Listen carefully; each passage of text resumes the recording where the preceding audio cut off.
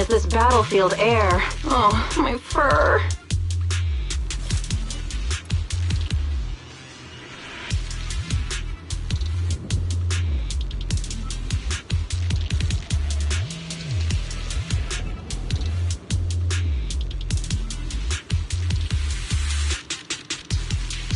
Just so you know, I charge extra for overtime.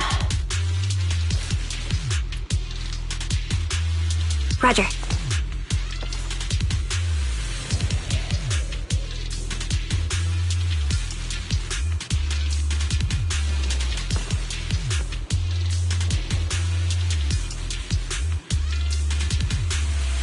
Despite a bad ending, once the camera stops rolling, no one's really gone.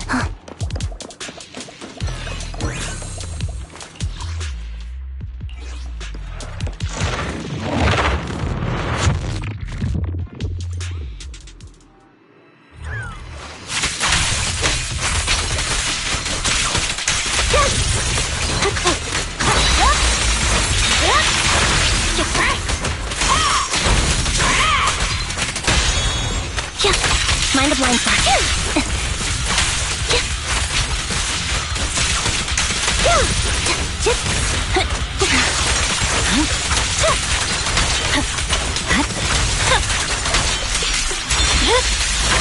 Weakling.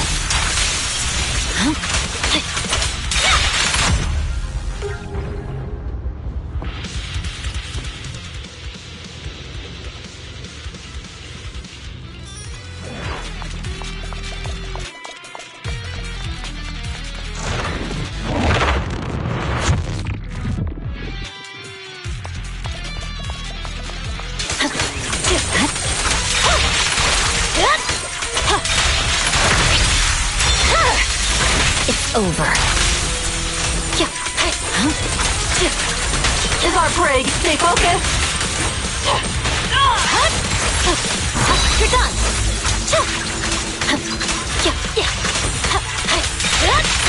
Special sneak attack.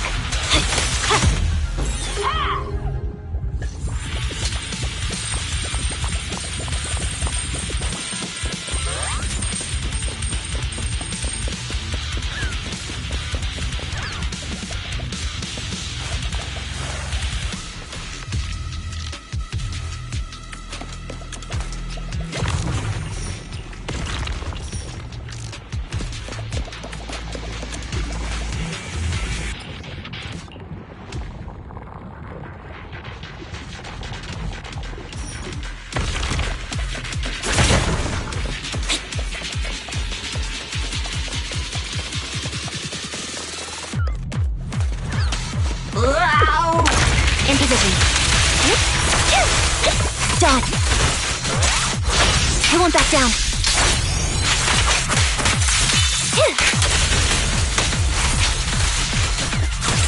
Okay. Let's play a little. I see it. Press forward. My blade is already sheathed. This'll cost extra. It's over now.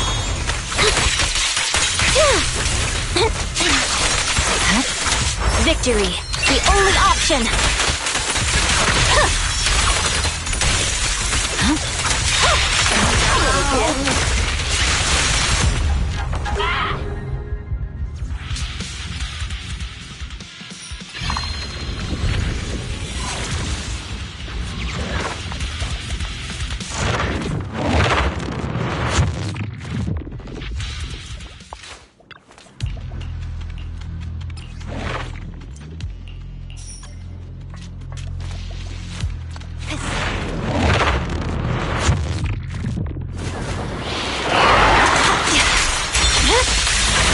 Over.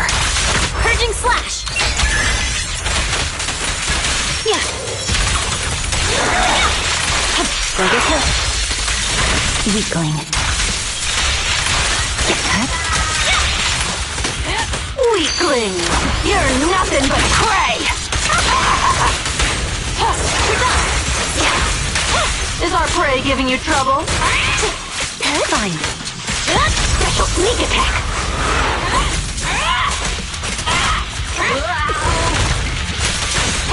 Perfect shot! Make it fun for me! A perfect conduit. Dissolve. Huh? Vanish. I swear on my blade.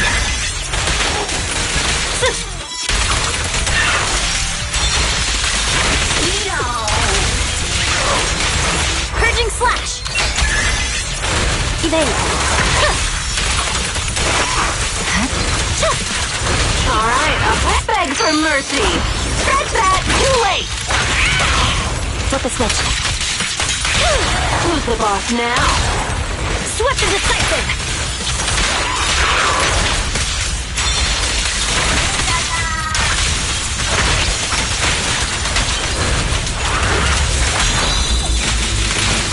Careful, it's Copy. picking. What you deserve.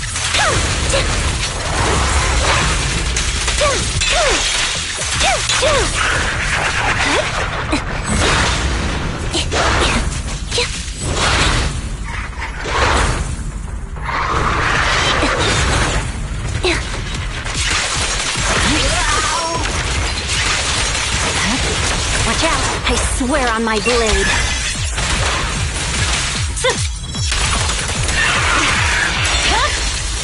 My blade is already sheathed.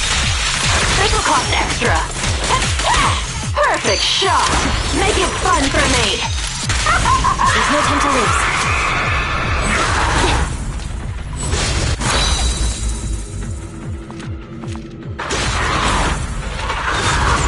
You better thank me.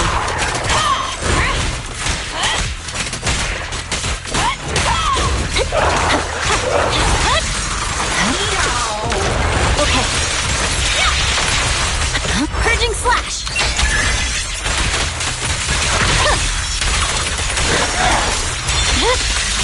It's over. Weakling! You're nothing but prey! A perfect conduit. Loyalty.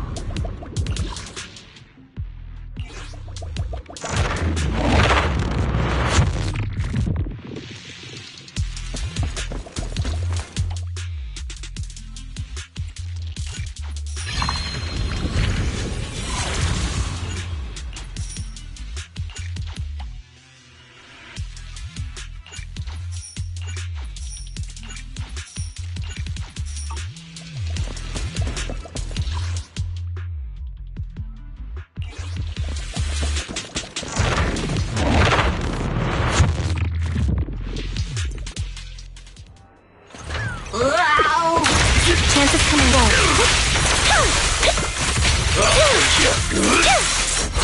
Dissolve.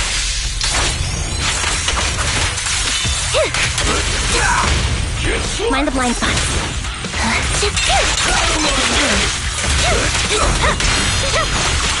I swear on my blade.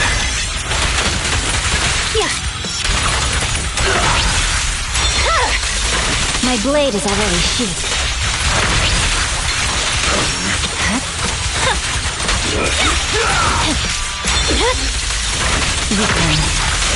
Victory, the only option.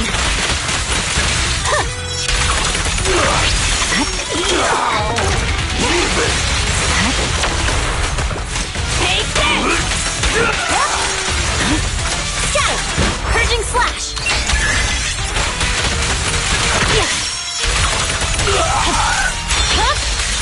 It's over. You're done! Beg for mercy! Scratch that! Too late! flip the switch. My heart is a mirror.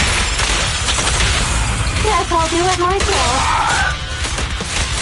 Weakling! You're nothing but prey! I see it.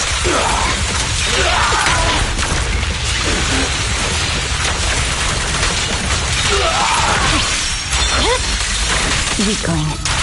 I swear on my blade.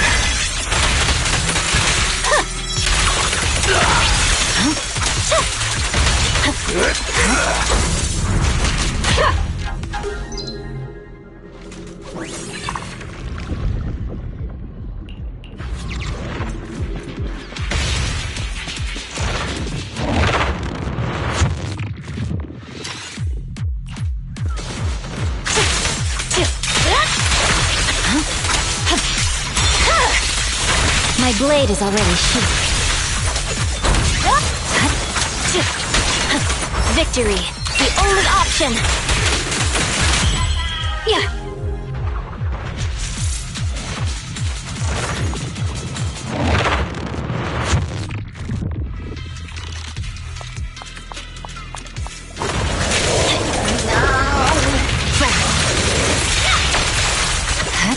Evade.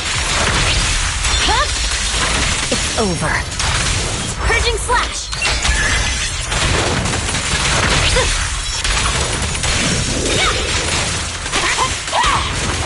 Perfect shot! Make it fun for me!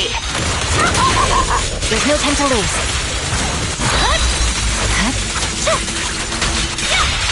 A little kid. Scatter! I swear on my blade.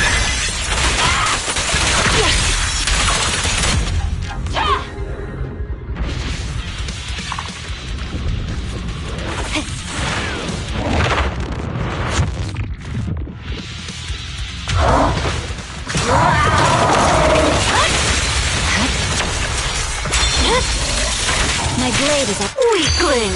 You're nothing but prey! I see it. No room for mercy. Purging slash.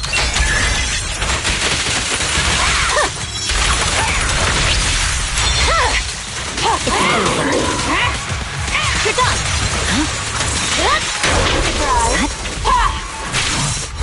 I won't back down.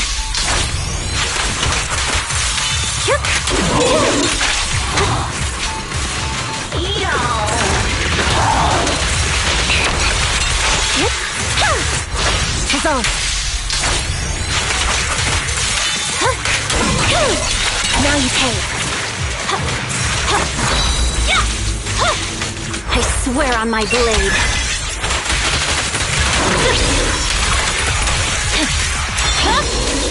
My blade is already sheathed. Perfect shot! Make it fun for me! The perfect conduit. Watch out.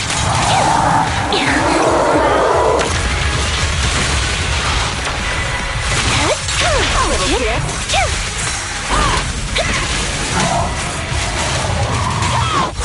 I won't back down.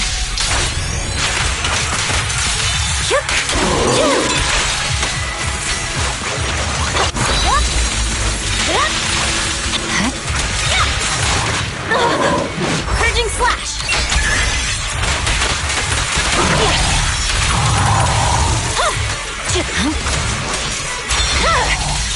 It's over. Weakling! You're nothing but prey! Take this! There's no time to lose.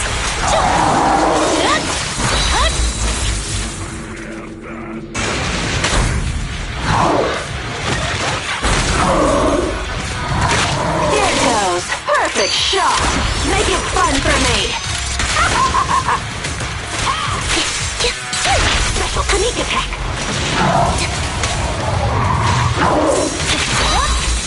I swear on my blade.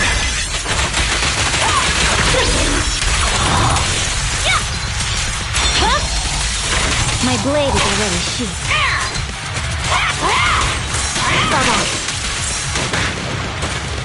I'm here.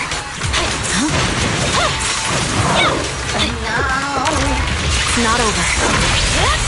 Gotta keep the claws sharp! Mind the voltage. Swift and decisive. Victory, the only option! Yeah. Begs for mercy! Scratch that! Too late! A little gift. I see it. Special sneak attack!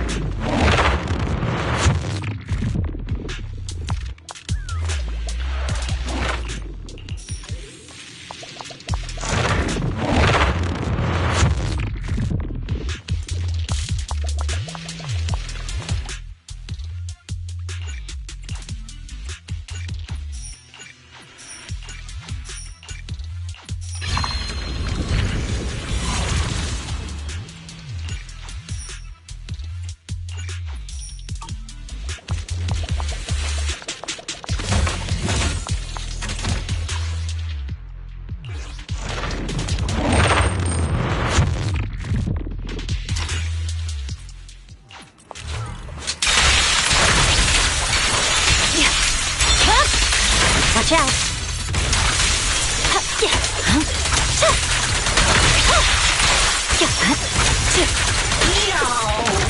Fine.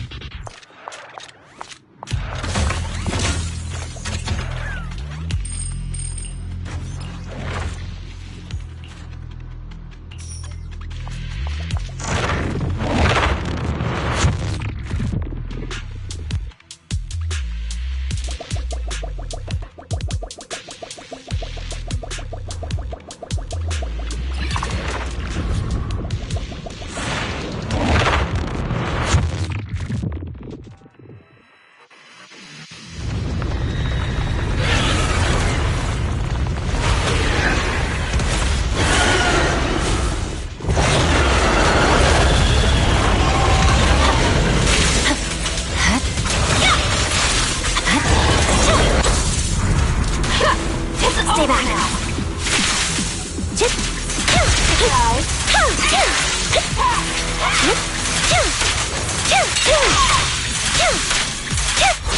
Resolve.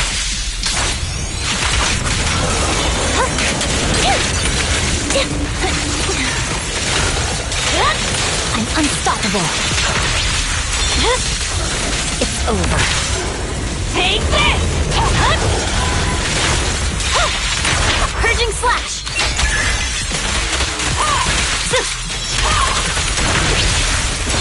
Perfect shot! Make it fun for me! There's no time to lose. You're done! Victory, the only option!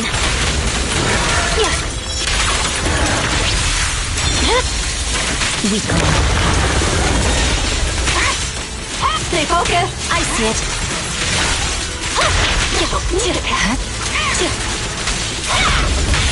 Let's play a little. Wanna recharge? Swift and decisive!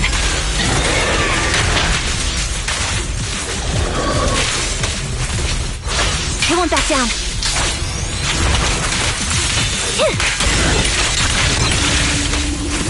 Get ready.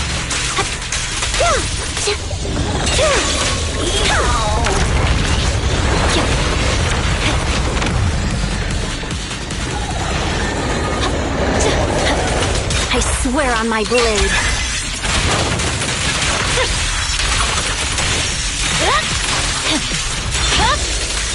It's over. Take this! A little gift. Purging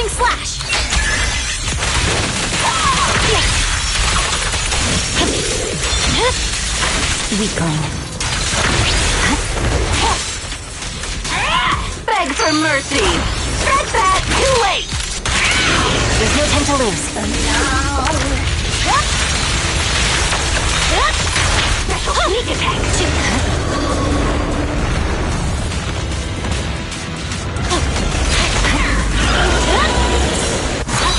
You're done! I swear on my blade.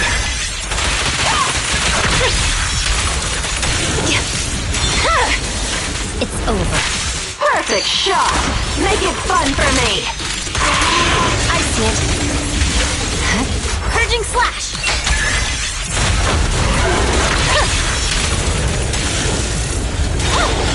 Surprise! My blade is already You're done now! Stay focused! There's no time to lose. Victory, the only option.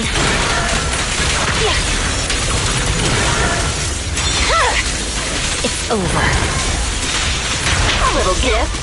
Beg for mercy. Scratch that. Too late.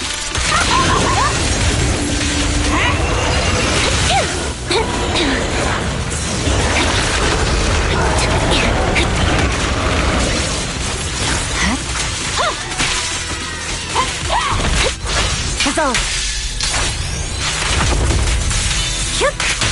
Awaken. This prey is mine. No escape.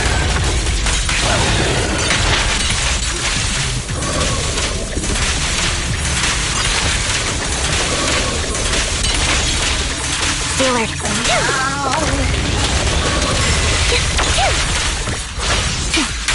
Loyalty.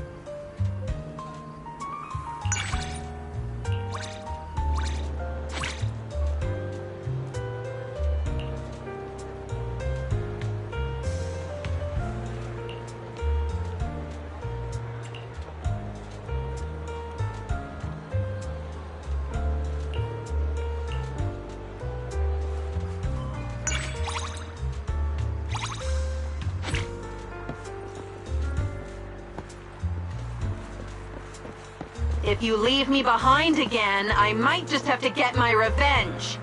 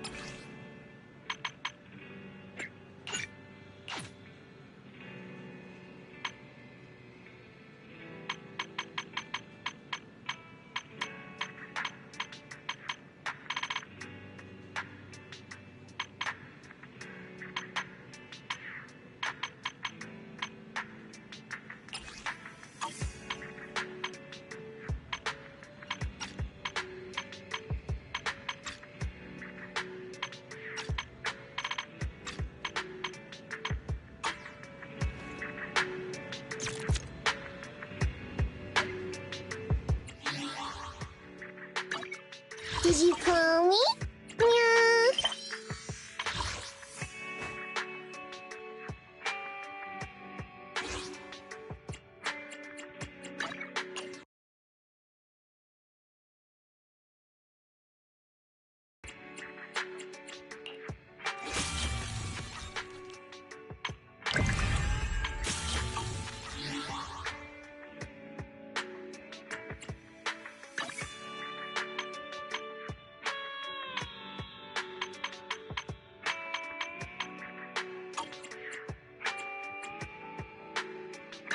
I'll help you win. The lunch is on you.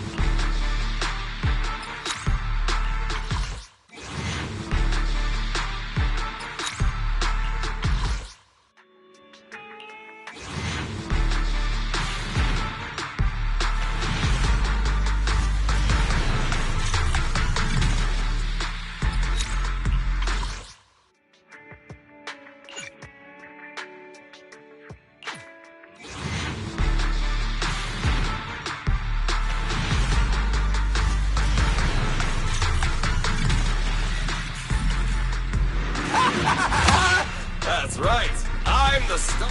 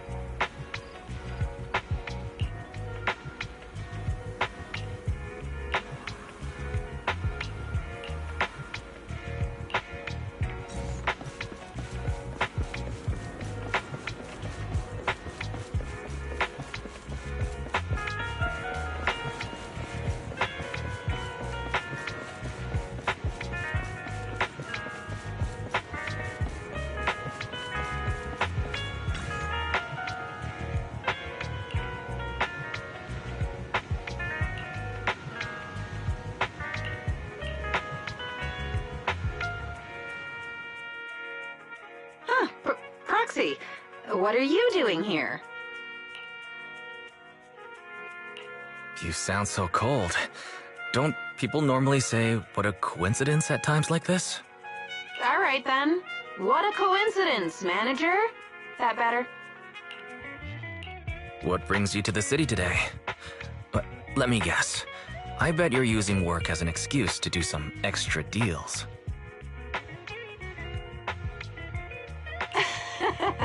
Proxy. Haven't you heard the saying, see something but don't say something? Of course, that's why I came to the city.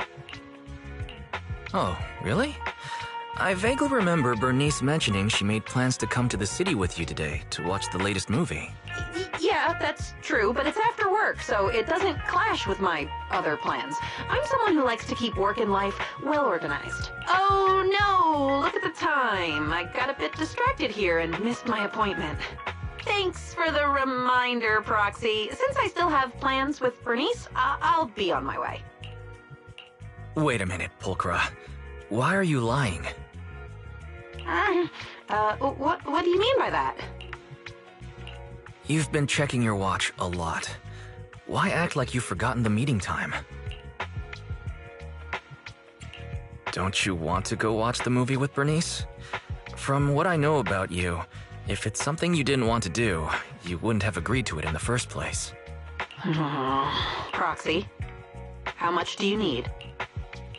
Huh? What do you mean? Let's cut to the chase, Proxy. I don't know what you think you saw earlier, but how much would it take for you to keep quiet about what happened today?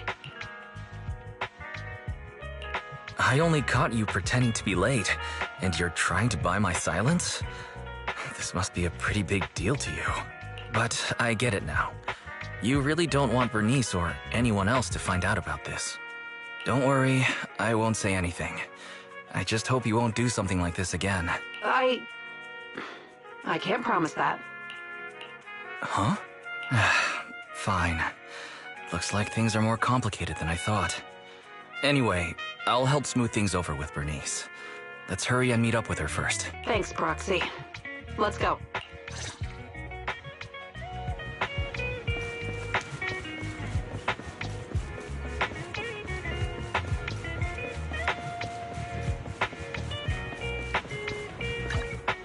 I'll help you in. I shall Don't just Looking for intel? handmade ring. Is it one? Starlight, it's time to shine!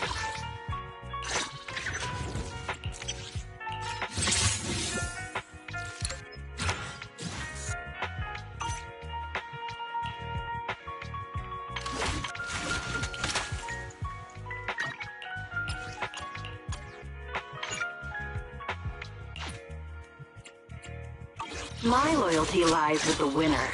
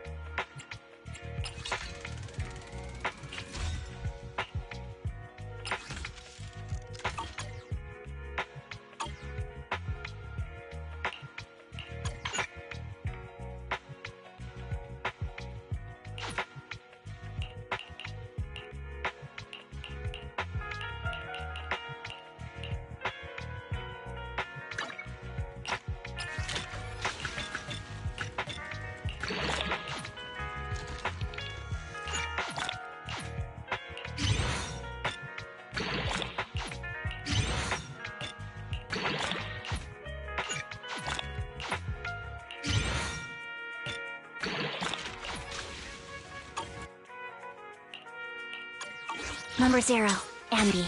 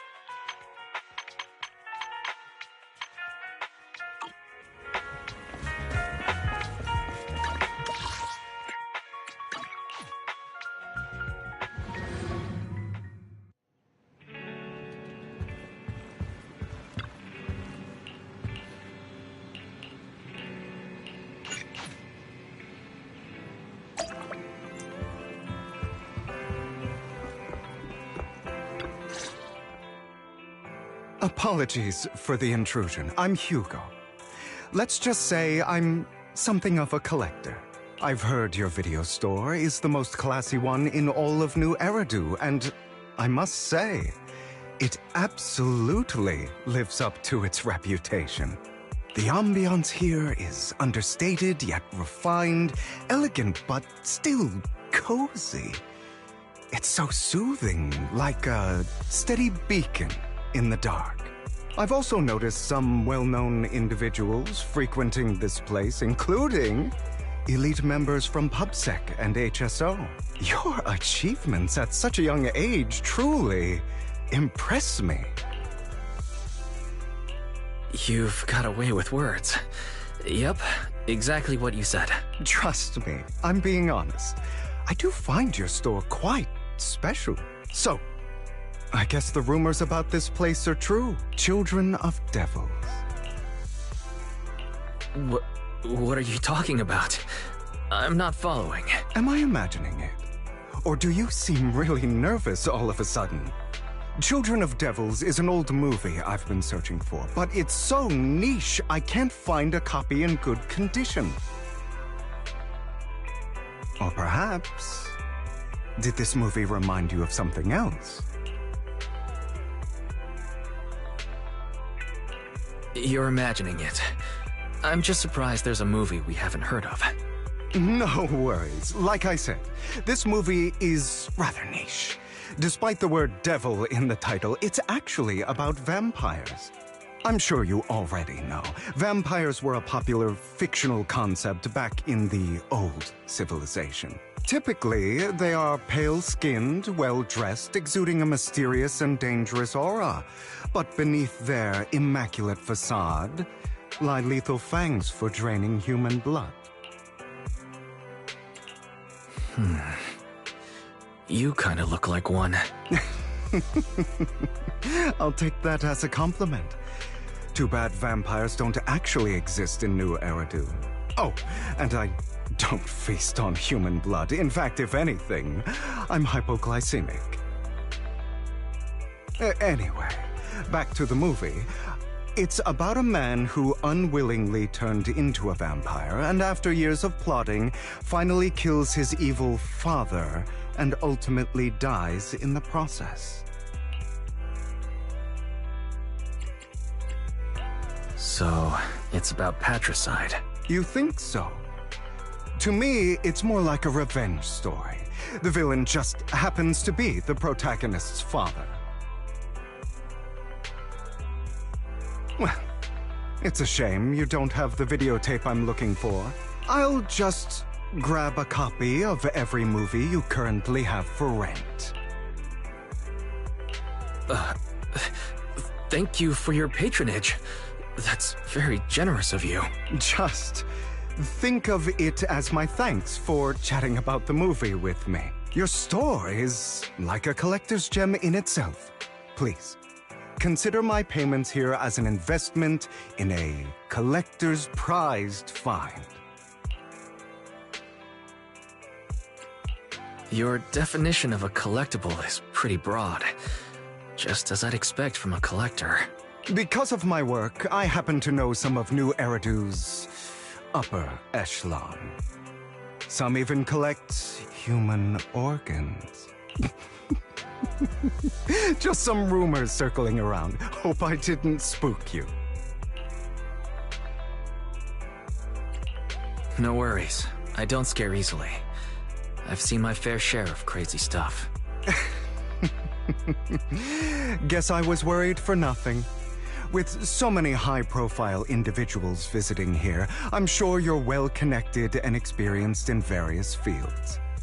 Speaking of which, there's a big industry auction coming up. They'll probably have lots of collectibles, maybe even rare videotapes not on the market.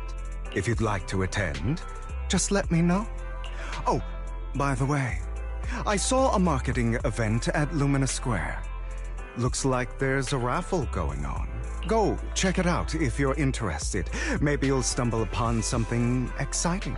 Especially at a place so close to the upper class. After all, there are always secrets hiding behind the light. Well, thanks for today. I'll take my leave for now. Until next time, my precious friends.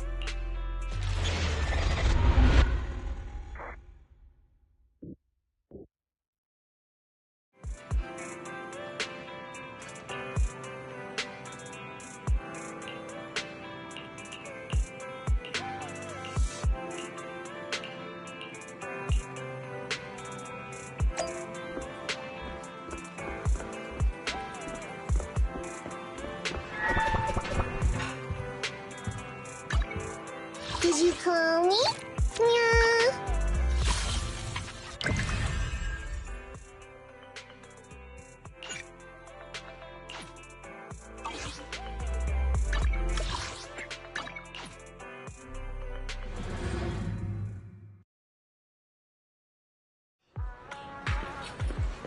You there! Why not come try your luck? All sorts of prizes are waiting to be won!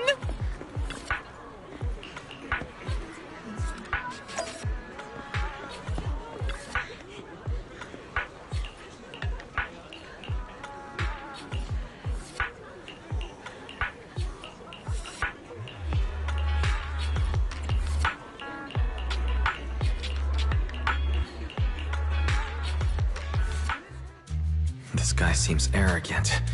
Maybe I should take a tougher approach with him. Quit the act. I've seen right through you. You may look harmless, but I know you have a secret identity. Your crafty skills have caused headaches for countless people. Not to mention, you're revered in your field. Everyone knows who you are. Your true identity is a member of the most infamous band of thieves in New Eridu, Mockingbird!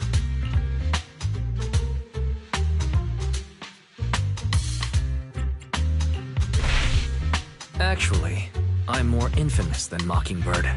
What? You're even more evil than Mockingbird? No wonder you snatched my wallet! I know.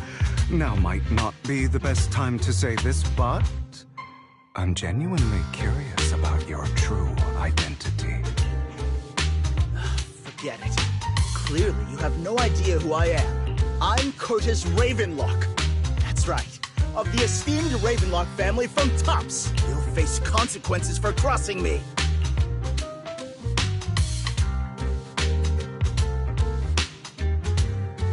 You might want to keep it down. People say the Ravenlocks have a questionable reputation. A bunch of lies. My family has a long and prestigious history. Those people are just slandering us because they're jealous. The Ravenlock family did have its golden era, but they've been on a decline lately. Anyway, you were the only one next to me when I lost my wallet. It has to be you. Just admit it! Listen, you can't just throw accusations around. You'll be held accountable for what you say. I did not steal your wallet, but if you insist that I did, let's go to PubSec together. Of course, if you can't prove it, I'll be pressing charges against you. Press charges? That's a bit too extreme, don't you think? Looks like you found the right approach to deal with people like him. In any case, my wallet is missing. It had a ton of Denny's, so someone's got to answer for that. No one's responsible for your wallet except you. Let's be real. You're just trying to shift the blame. You! No one's ever dared to speak to me like that before. Clearly, your accusation is baseless, Mr. Ravenlock. Your outfit, while elegant, shows unironed creases and noticeable signs of wear. You've likely worn it for a long time. Plus, the wet ink on your cuffs suggests that you rushed straight here from your workplace. Likely so you wouldn't miss today's raffle. All in all, it's clear you're not well off and quite careless. Chances are you lost your wallet yourself, and it probably didn't hold much cash. Is that why you jumped to accuse others? Hoping to leverage your family name to make a quick Denny? That's utter nonsense! Regardless, you owe this person an apology. Damn it! You'll regret this. Just you wait!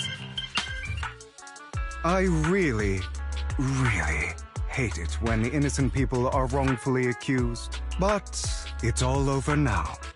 I hope it didn't ruin your mood. Good thing you're here. Otherwise, that guy would have kept arguing forever. I didn't really do anything. You outsmarted him all on your own. It's a relief to see him get what he deserves. He should have known what would happen the moment he falsely accused you. People like that should have a taste of their own medicine. That sounds fair to me. Unfortunately, we don't usually see such fairness in our world, do we? That's why sometimes I don't mind resorting to unconventional methods to right the wrongs. You seem to be implying something. Don't tell me... A good movie never spoils its ending. But feel free to speculate. Anyway, it was nice running into you. Please, accept this raffle ticket to mark the occasion. May it keep you away from shady people and situations and bring you good fortune.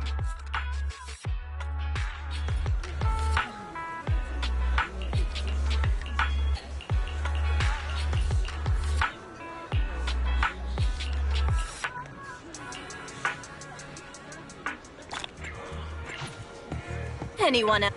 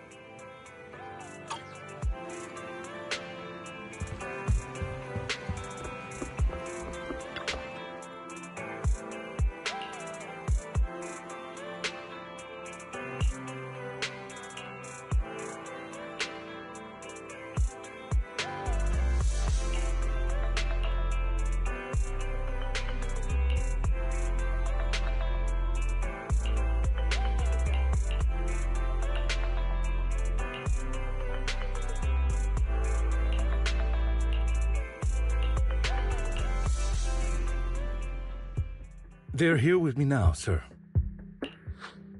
I'm glad to have the chance to speak with you, young'uns. Helios Academy used to be a peaceful and comforting place. You know about Helios Academy? Yes, I do. And I knew your teacher, Carol. She was a kind person. I was truly sorry to learn that she was the one held responsible for the fall of the old capital. She was innocent. There must be something else behind it. I hope so too.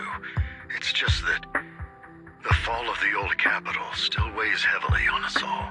but I believe you just got caught up in all of this. I'm sorry for what you've been through over the years. It must be tough. One day, we'll find the evidence to clear her name. Then I sincerely wish you success. The real reason I reached out to you is to tell you something very important. Something about your eyes. I stumbled upon some of the data Kara left behind. She spent much of her time studying ways to minimize the side effects of your eye implants. Teacher. She was always looking out for us. Yes, which is why I believe this was her final wish. As her friend, I want to see it through. Simply put, your eye implants are directly linked to your brain, and their functionality depends on your body's limits. As a result, the HDD system takes up a part of your body's capacity. This leads to certain issues, the most notable being that it suppresses your innate ether aptitude. I brought in a team of specialists to analyze Carol's data samples, and after some effort, they created a plan to upgrade the HDD system. After the upgrade, the HDD system will operate with significantly reduced power consumption, allowing for a substantial boost in your ether aptitude, or rather, a restoration to its original level. Do you mean that once the HDD upgrade is done, we'll be able to enter the hollows ourselves without EOS? Exactly. You'll likely experience some discomfort at first, but you'll get used to it over time. I'll have the specialists from Marcel Group continue monitoring your physical condition to reduce the burden on your body and help restore your ether aptitude more effectively. You're actually sharing such advanced technology with us? Thank you. No need to thank me. If anything, you should thank Carol. Furthermore, from what I've learned, the power within your eyes goes far beyond this. That's why I waited until now to tell you. Perhaps the power within you could affect all of New Eridu. But you must understand, power is a double-edged sword. It can be used against enemies or allies. As the mayor of New Eridu, I must ensure everyone's safety. So I hope you'll forgive my caution. I'd been observing you for some time. That said, I'm confident to say that everyone at Victoria Housekeeping speaks highly of you. Miss Bell and Mr. Wise are both kind and honorable individuals. I believe they'll use their power for the right cause. Yeah, they're both good people. Thank you for your kind words. Even though we have no idea what this power is. You're not just making it up to get our hopes up, are you? Of course not. It's just that I don't have much information right now. I'll let you know as soon as I do. Well then, I'll let Lycon assist you with upgrading the HDD system. Rest assured he'll guide you through everything. You should be able to follow him with your knowledge. If you would follow me.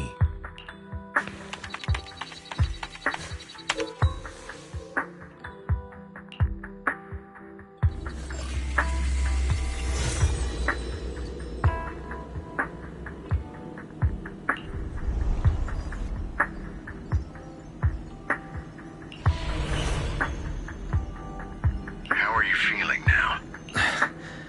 All good, I think. Really? I'm feeling a bit off. Your body is adjusting. Give it time to adapt to the changes. As a precaution, hold off on entering the hollows until you feel better. I see. In that case, I'll sit back and help Wise for now. It's quite impressive one of you adapted so quickly. Your ether aptitude is now on par with most hollow investigators, meaning you're ready to explore regular hollows. But you must be careful at first. Lycon, Ellen, why don't you two go along?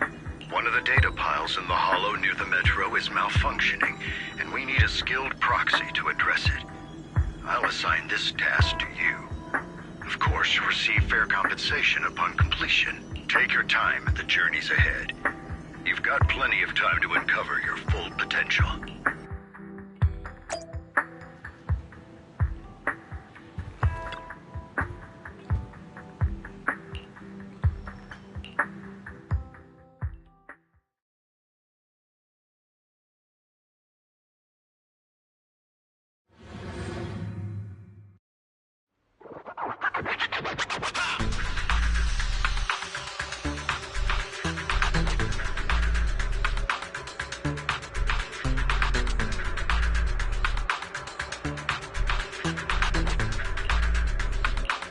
Master Proxy, the data pile that the mayor mentioned is in this direction.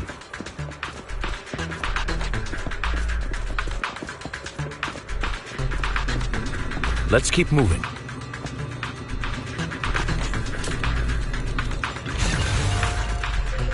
The data pile that the mayor mentioned is near that garage ahead.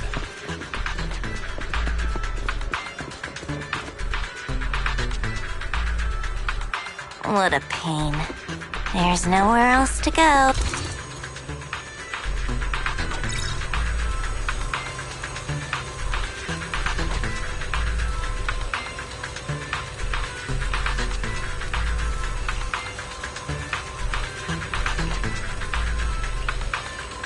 We should search for the passcode nearby to disable the laser, and then move the train.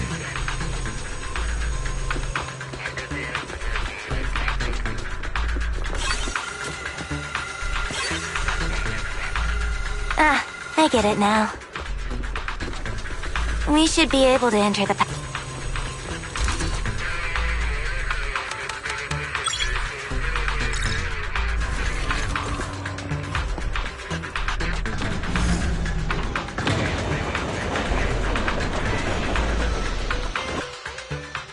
How are you feeling now, Master Proxy? Fantastic. Never been better. I'm relieved to hear it. If you feel any discomfort, please, let us know at once. Yeah, I'll carry you on my back if needed.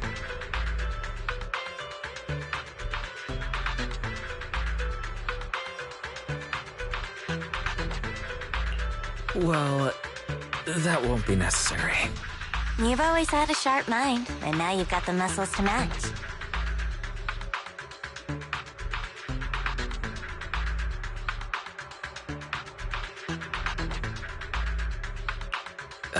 Thanks for the compliment. No, I was just thinking. When will you pick up some fighting skills? If you can fight, you could handle things in the hollow all on your own. That'd be pretty neat.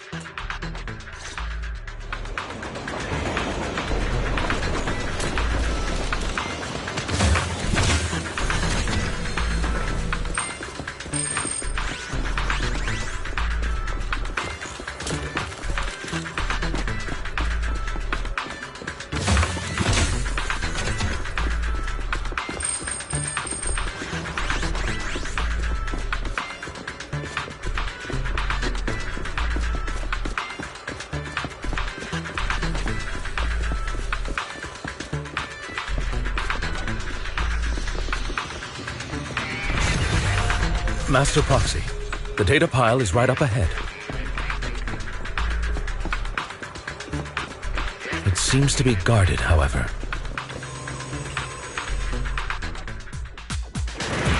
Worry not, Master Proxy. We'll ensure your safety. Thank you. Sorry. I still need you guys to protect me. Seems like I'll need to work harder.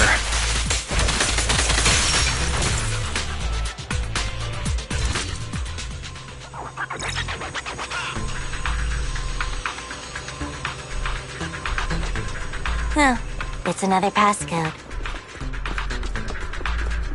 We should be able to find the passcode nearby.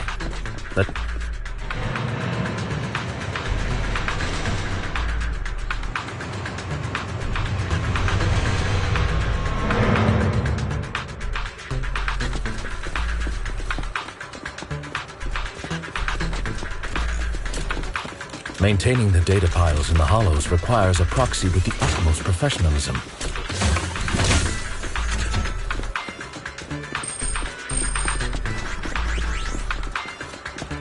It is...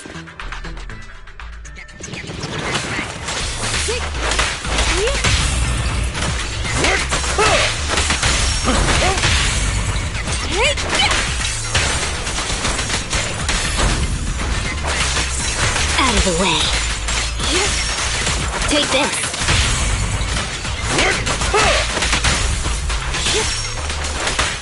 Take a break.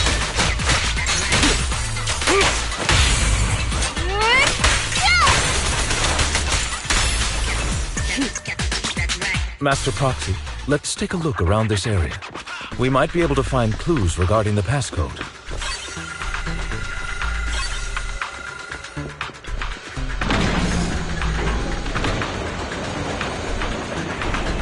Proxy's moves seemed more fluid in that lab. Master Proxy, this should be the second passcode.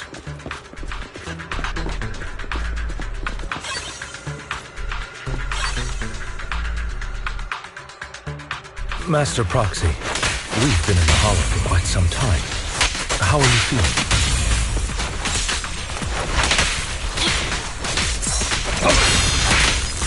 I feel fine.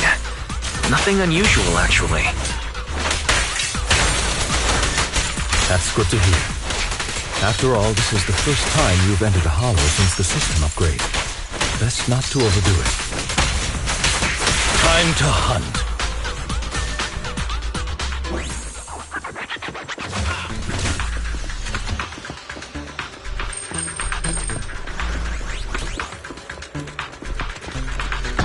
Passcode is here.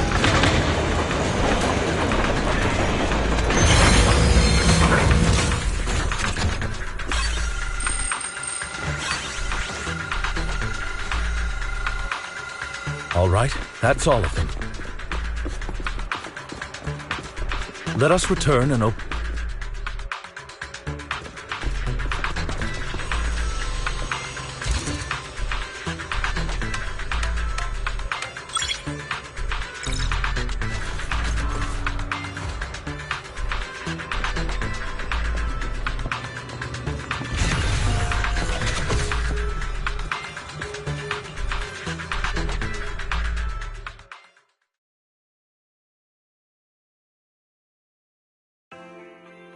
The mission was a success, sir. Master Phaeton's performance was outstanding. Excellent. You truly are exceptional. I'll be frank. I contacted you because I need your expertise for an important task. I'd like you to participate in an auction and help me secure an item up for bid.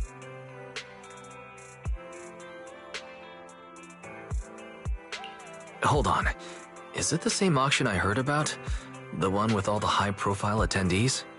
Yes, that's the one. I knew asking you was the right choice. Since you're aware of it, I'll get straight to the point. It's related to the sacrifice you encountered. Sacrifice? It's back? Remember the sacrifice you took down near the construction site? Public security did some research after retrieving it. It turns out it can maintain its form outside the Hollow and carries human genes. Within it, we extracted a mysterious core. This core possesses the same inexplicable power as the sacrifice, allowing it to exist without relying on ether. However, the core was recently stolen from the most secure lab in New Eridu. We suspect this is an inside job rather than an external theft. We searched extensively without success, until I saw the auction flyer. The core has been concealed within an auction item. So you want us to bid on it at the auction. But why us? The power of the sacrifice is highly volatile and destructive. We must keep it confidential, at least for now. And I, as mayor, am not suited to participate in the auction myself. Plus, I'm running checks on my inner circle due to the theft. Frankly, there aren't many people I can trust. Don't worry, the funds are covered, and Victoria Housekeeping will be assisting you. Of course, this hinges on one condition: your willingness to aid me. All right, we'll give it a shot. Thank you very much. I knew that I could rely on you. The only hurdle now is the invitation. It's exclusive to Tops, so obtaining one might take some time.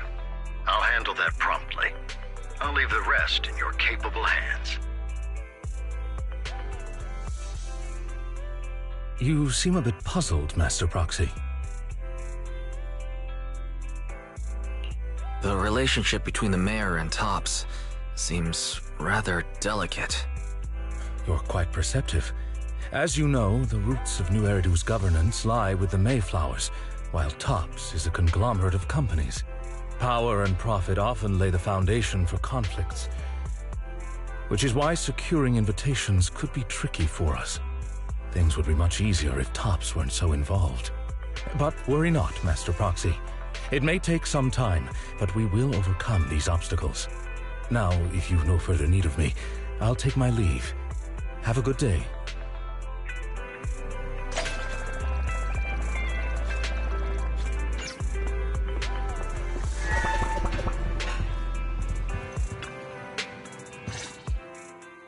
Didn't that collector Hugo mention if we wanted to attend the auction, we could give him a call?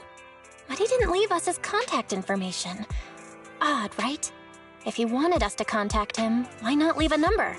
Did he just forget?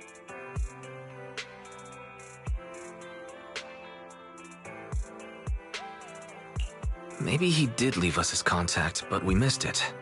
Come to think of it, Hugo did leave us a raffle ticket and said something weird. He said something cringy like, "There are always secrets hiding behind the light." Wait, don't tell me.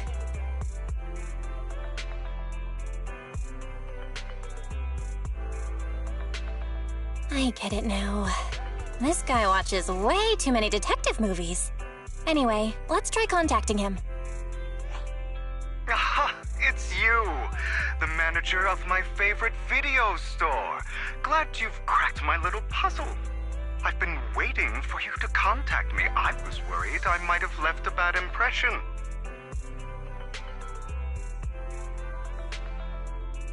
Actually, I have a favor to ask. About the auction you mentioned. Could you secure 2 invitations for us? Ah, so you'd like to attend the auction? I'd love to assist, but unfortunately, I have some tasks at hand. But if you two can help me with my current task, I should be able to find time to get the invitations you need. What kind of task? Is it something I can handle? Nothing too dangerous, I hope. Don't worry, I would never put you in danger. Let's discuss the specifics in person. I'll wait for you at Dew Gardening Shop in Lumina Square.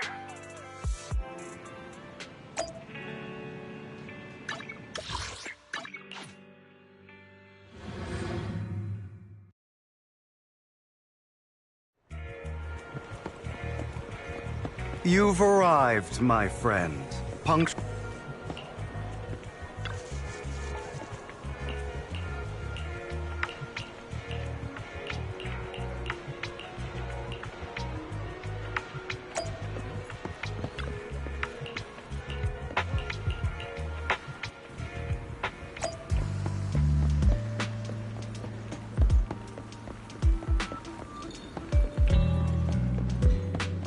Another waste of my precious time.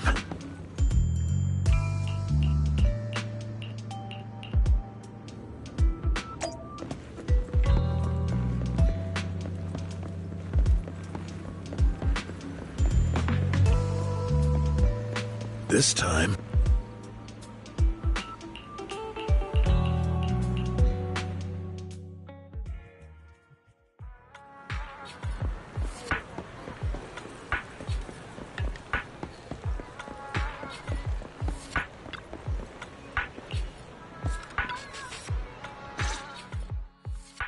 Good day, manager. Wonderful to see you again. You're as sophisticated and charming as always. About our previous discussion, I assume you've made some progress? I see. I appreciate your help. Here are the promised invitations for you. One was mine, but I won't be able to attend as I'll be occupied that day. I had to pull a few strings to secure these invitations, so please, don't mention where they came from.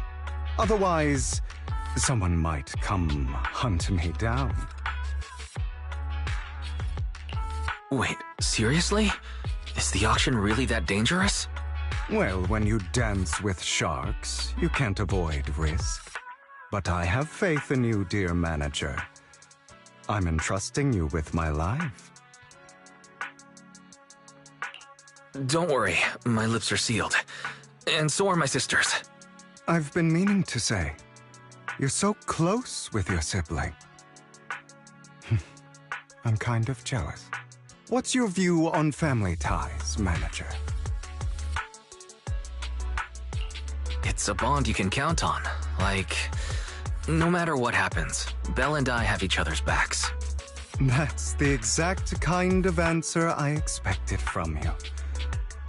How lovely. I once had a half-sister. Different mothers. Had? You didn't have a fallout over some big argument, did you? No, we never argued. I would like to try, but it's too late. She's been gone so long. I can barely remember her face.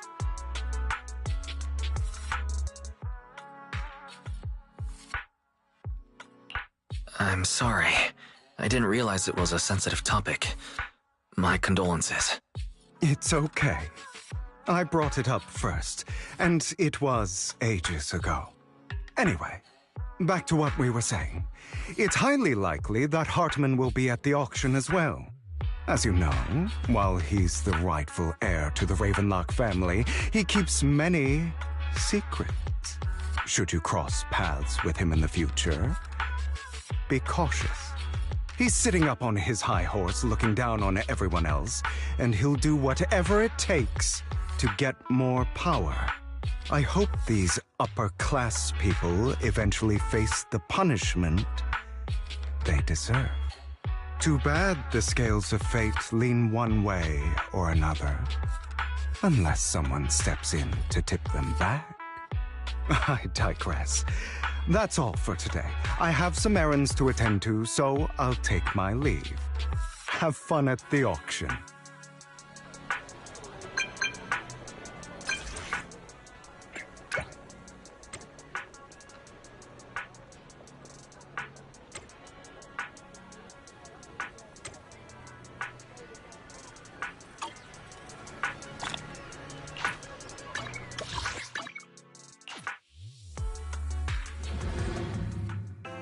It is a pleasure to see you.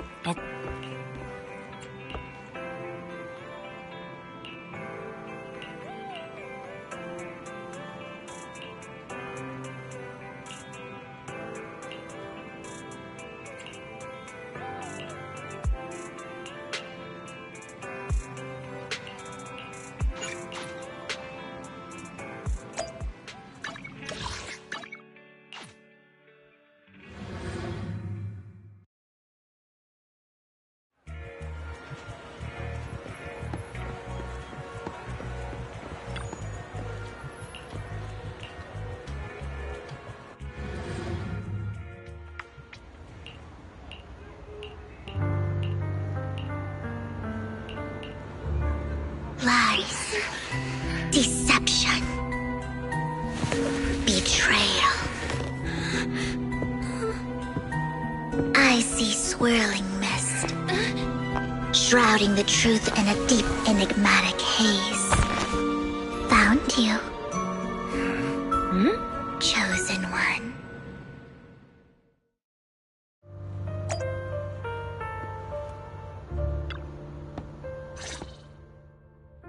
You are exactly as I thought you'd be.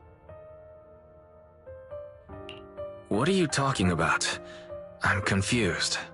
Words can only convey so much, so it's understandable if what I say doesn't make sense to you now.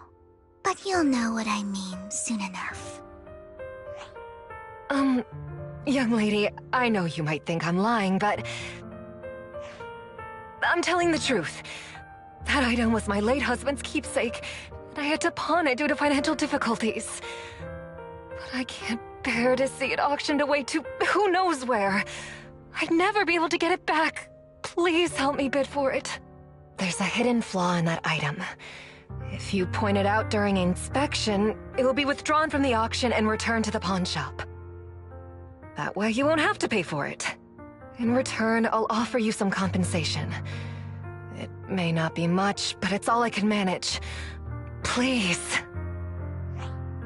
Mom, please don't cry. Your story might be genuine, but your intention is not. Besides, this has nothing to do with me. Your misfortune is not my concern.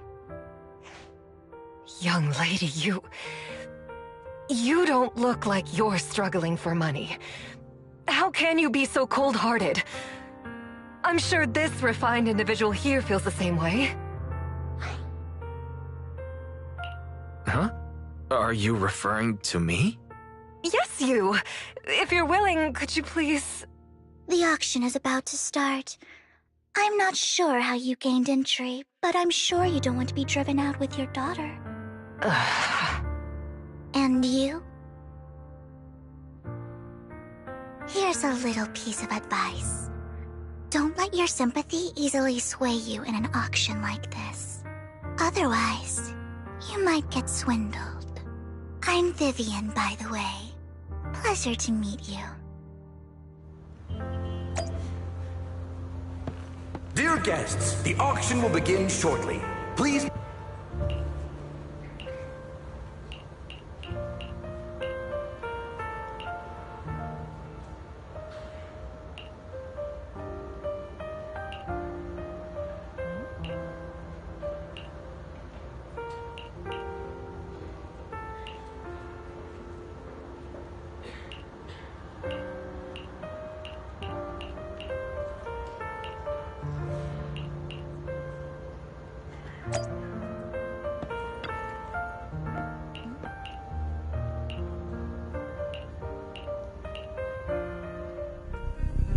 He may be from the Ravenlock family, but he's been entering the lottery in secret. His financial situation might not be too great right now. Ugh, what rotten luck. I didn't expect to see you here. I won't back down this time.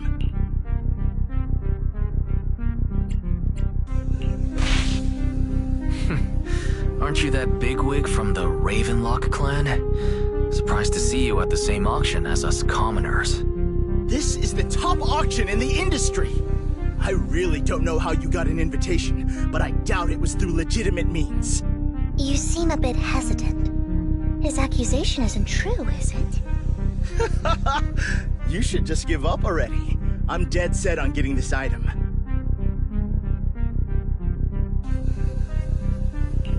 Good luck to you. Host, I increase my bid by 20%. Where could you have gotten so many Denny's? A solid move, but perhaps a bit too costly for me. Okay. Let's not rush into inflating the price. Seems like it's just the two of us interested in the item. Why don't we discuss this in private first? No matter what, I won't back down. Ugh, I didn't expect you to be so determined. This is the perfect moment to shake your opponent. You're really stubborn, huh? Is it really worth arguing over such a small collectible? That's right. The Denny's in our pocket is our biggest advantage. Host, I'm raising the bid. The price is way more than it's worth. Forget it, I'm out. It's a bit overpriced, but it's still acceptable. Regardless, congratulations on your winning bid. Though, in my opinion, its aesthetic style is a bit ahead of its time. But as long as you like it, that's what matters. After all, the true value of art is in the love people invest in it. The next item is truly exceptional. The final creation of a legendary artist, the only one of its kind in all of New Eridu. The artist's tale is quite fascinating. Unrecognized during his lifetime, his works were discovered by art collectors after his death and became hugely popular. Because of this, authentic works are few and far between, making each one incredibly precious. And this stunning final piece, anyone who loves his work won't want to miss it. Without further ado, let's get started! Starting bid, 200 million Denny's! If I can get it for under 500 million, I can still turn a profit. 300 million! I got mistaken. Wise, is Isn't that the item the woman asked Vivian to bid on? Yeah, that's the one. If our budget allows, perhaps we should. 1 billion. Even if his final piece is a collectible of this quality, starting at $1 million right off the bat. Since she doesn't have to earn her own money, any bid is just a number to her. Was that Vivian? Wow, she just said, "Don't let your sympathy sway you," then went ahead and bid anyways. Yeah, but she can literally afford not to take her own advice. Ooh, this elegantly dressed lady certainly has refined taste and deep pockets. So, is anyone ready to challenge this young lady? Invest in the legacy of a talented artist who left us too soon. Its value could double in the future. I'd advise against it. I'm going to bid on this no matter the price tonight. This young lady is certainly very confident. Our time is almost up at $1 billion. Going once, going twice, going 3 times. Sold for $1 billion. All right, ladies and gentlemen, that concludes the first half of the auction. Please feel free to unwind in the lounge for a bit, as more treasures await in the second half.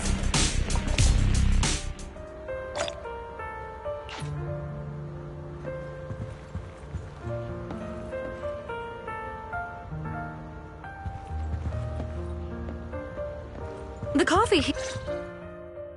You have a strange look on your face. Despite her ruthless exterior, she's actually quite kind-hearted. Though you wouldn't dare think that, would you? Not at all. That's not what I'm thinking. You're not being honest, and I don't appreciate deceit. Just to clarify, I didn't assist that woman out of kindness, nor do I plan on giving up the item I just purchased, because it's nothing more than a common scam. A scam? So you're saying that woman is a fraudster? They'll tell you a tragic story, begging you to help bid on a collectible at a high price.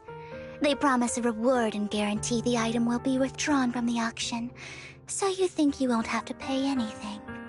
But the reality is, once you bid, the deal is done.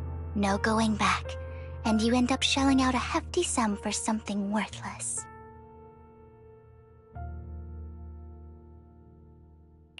So why did you still bid on the item? I really enjoyed the story of that legendary artist. Art, at its essence, sells stories, doesn't it? I'm willing to pay the price for the stories I choose. That's another lie.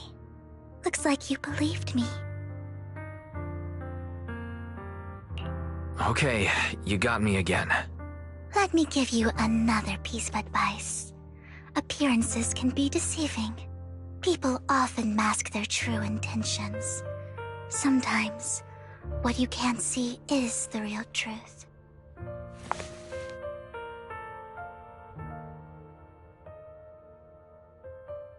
I hope next time you'll accept my invitation, and not that of these pretenders. I'll see you soon, my friend of many secrets. The second half of the auction is about to begin. Please... Ladies and gentlemen, welcome back! Up next in our auction is tonight's showpiece, the one-of-a-kind Robe of Heroes! Legend has it that, long ago, this was a garment that only a hero could wear. What's truly fascinating is the unique gem embedded in the collar of this robe. It's unlike any gem I've ever seen. Almost magical. Wise, that gem's probably what we're looking for. Such an important item, yet it's just there on a piece of clothing, completely unprotected. How gaudy. This auction sure is busy. There's people of all sorts, whether they belong or not. Robe of Heroes. What a tacky name. Nonetheless, I'll secure it. in the name of the Ravenlock family. Yes, I see it. Seems authentic. Of course, I'll keep an eye on it.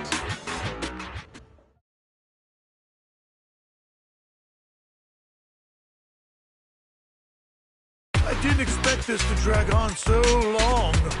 I believe there is no meaning in continuing this senseless bidding war. Frankly, wasting time irks me more than squandering money. So, my friend, let's cut to the chase. What did you have in mind?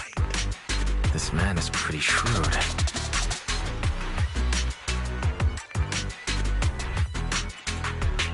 Perhaps a better question should be, what can you offer me? The ball's in my court now. Good. I enjoy conversing with people of sufficient intelligence. There are more antiques in this auction than just the robe. Why rush into this? You might find something else you prefer.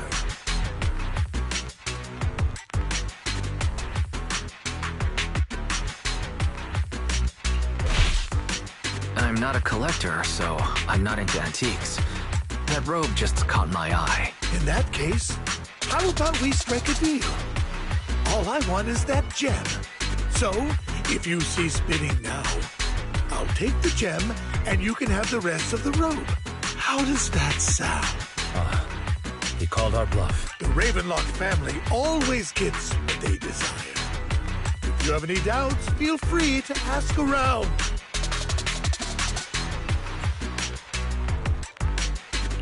What a coincidence. I, too, always get what I want.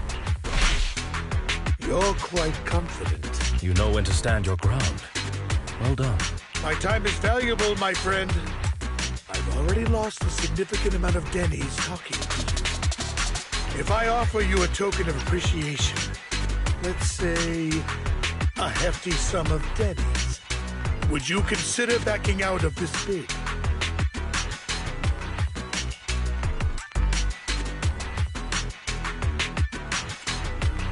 In that case, if I were to give you a hefty sum of Denny's, would you back down?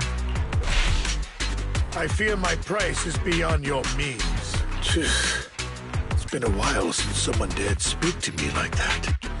All right, since I can't sway you, we'll have to settle this with our financial power. But let me be clear. No matter how high it goes, I won't back down. Drat. Though the mayor gave us a substantial amount of Denny's, I have a feeling it won't be enough to win against someone with this amount of financial power.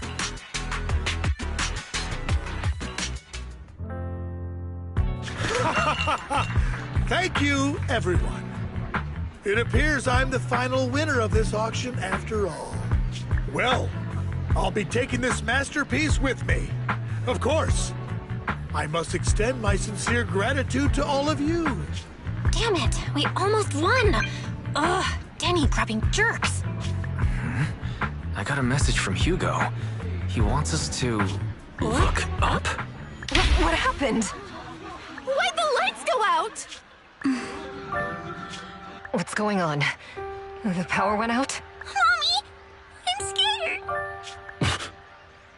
Ladies and gentlemen, welcome to tonight's auction. My apologies for the long and dreary opening. Losers always have a lot to say. That guy looks familiar. Is that... What are you all standing around for? Someone deal with this intruder! How uncouth. I'm simply here to reclaim what's rightfully mine. You! When did you? Well then, tonight's show is coming to an end. I wish you all a lovely evening. Yours truly, Mockingbird. After him! Catch that thief, or forget about getting paid tonight! I can't believe he's here. And his target happens to be that core, too. Forgive me, Master Proxy, but that... Mockingbird and I have... history. You might find it surprising, but I know him too. You do? I see. So that's how you know him. Years ago, we founded Mockingbird, the Phantom Thieves Syndicate. Things started off well. We were young, with naive ideals and lofty goals, and we pursued what we thought was right. But one night, that all changed. There may have been signs of what was to come, but no one noticed them at the time, or perhaps we chose to ignore them. Eventually, I left Mockingbird and accepted the olive branch extended by the mayor. The separation was, shall we say, less than amicable. And my dearest friend became my sworn enemy. Master Proxy, if I may ask, what do you think of Hugo?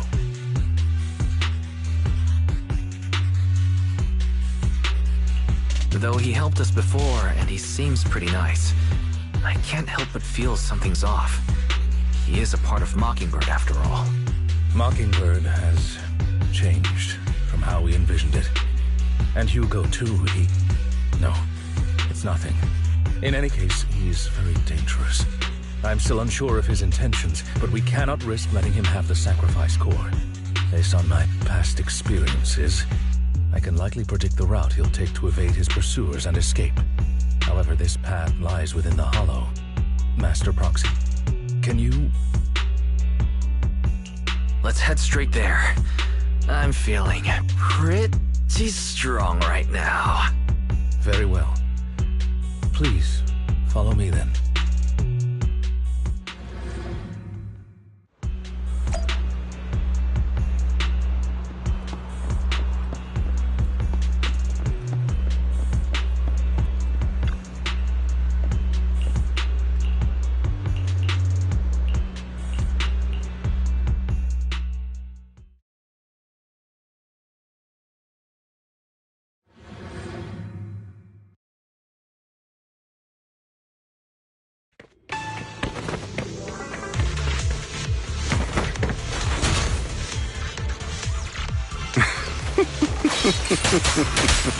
As I thought, Hugo really is here. When we were still working together, we would often choose routes that were difficult. Master Proxy, the layout of the port is complex. Ethereals may jump out from any corner.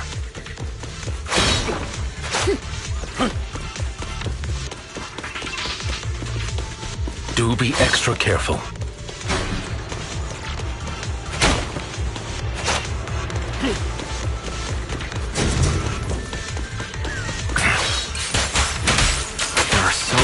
Ethereals. They don't seem to be phasing him at all.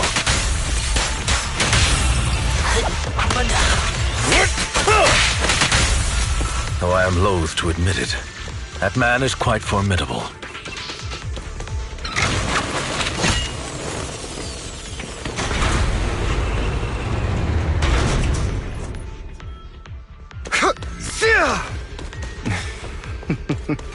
Goodbye.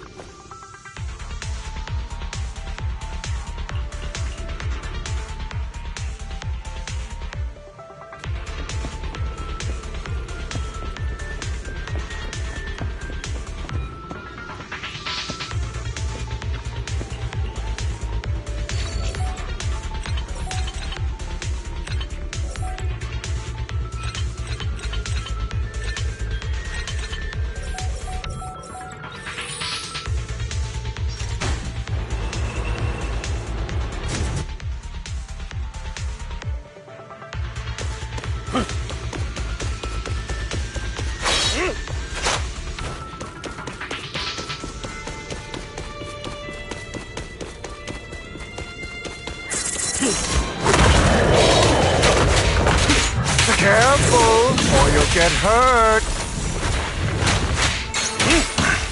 I'm not going to let you have your way. Master Proxy, that's one of Hugo's weapons. Make sure to avoid it. He's extremely familiar with this place. Master Proxy, dragging this out will only be to our disadvantage. Let's proceed through here post-haste. Take this.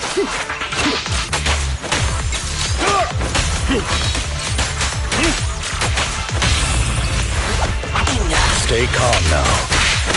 The mechanism here isn't damaged. It's still functioning normally.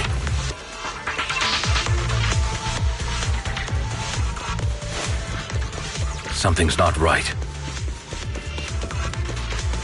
It feels too easy, almost as if they let us through on purpose.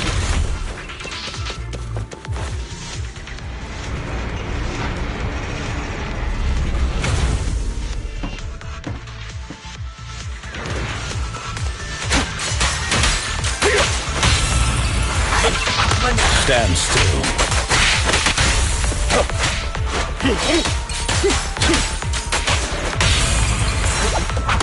Stay calm now.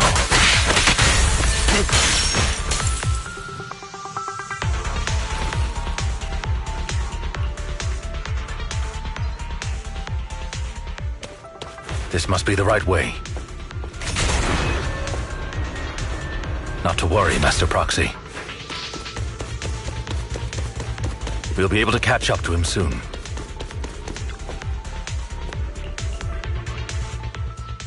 It should be this way.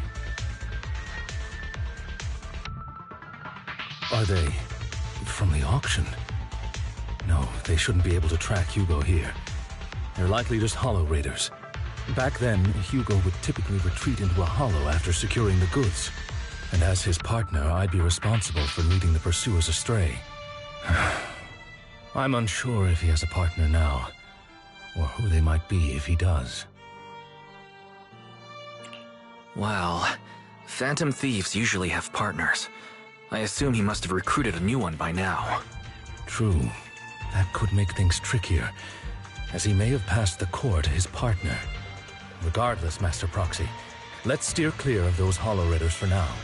Although I'm confident in my ability to defeat them, the clash here might delay us and jeopardize your safety. Our main focus now is locating Hugo and retrieving the gem.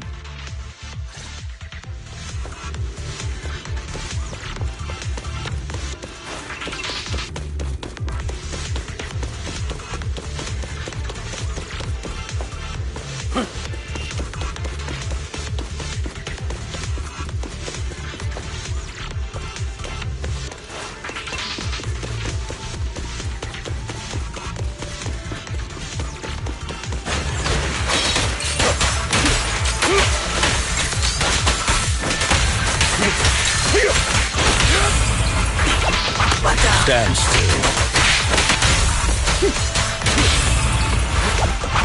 Stay calm now. He should be nearby.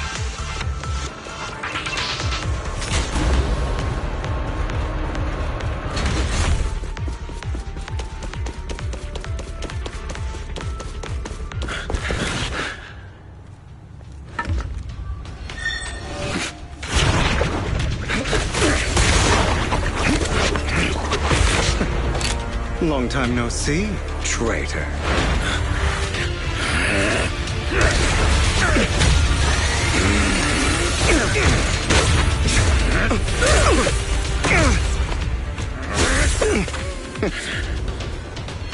It was you who broke the oath, not me.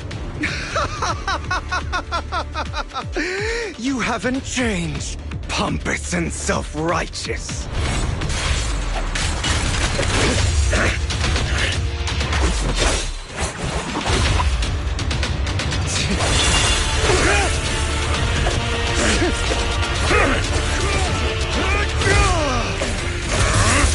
Beyond reason!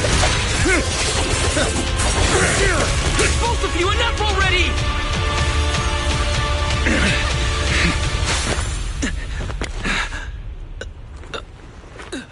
Master Proxy. Are you all right, Master Proxy? Any injuries? I'm fine.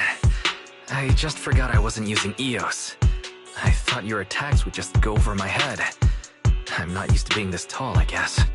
Rest assured, Manager. My blade has always been steady. I'll never point my weapon at my allies, especially not you. As for that oath, He has no sense of control in the heat of battle, even turning on his own comrades. I'd thank you not to spread lies. What? Are you denying it? I merely spoke the truth, didn't I?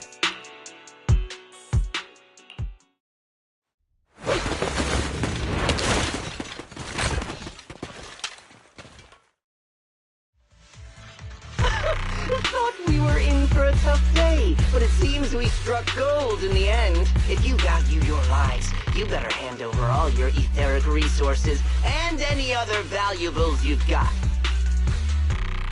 I have no conflict with you, gentlemen. I'm here for personal reasons, not to mine ether resources. Cut the crap.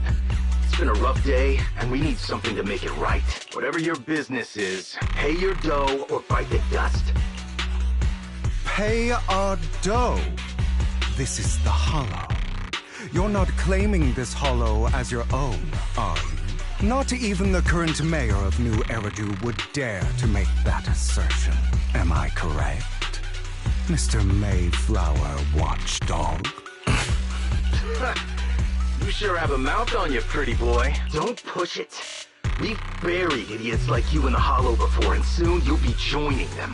I'd urge you to reconsider. Unfortunately, your kind advice has come too late. They've already worn my patience thin. Help me! Scared? Then perhaps you should think twice before you act. You've made your bed. Now lie in it. Sorry! I'm so sorry! Please have mercy! Spare us! We won't do it again! Are you quite done blowing off steam? Don't kill them. I'll hand them over to public security once we're out of... Who do you think you are to tell me what to do? They weren't planning to show you any mercy, yet you forgive them so easily. You haven't changed at all over the years, Lycon. To hell with you and your foolish fantasies of being some almighty savior. Haven't you learned your lesson from what happened with your eye and legs? My principles remain unshaken. No one has the right to take another's life. Sinners deserve punishment. Do you know how many lives they've taken? I'm merely delivering the justice the world needs. It is not our place to pass judgment. I know I will not sway you. There's no point in continuing this argument. I will stop you. I always will. Go ahead and try. I will defeat you. I always will. Be prepared to kneel before me, traitor. You talk too much.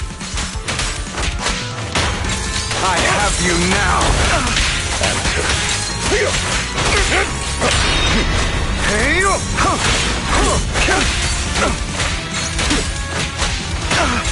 Trying to run, are we?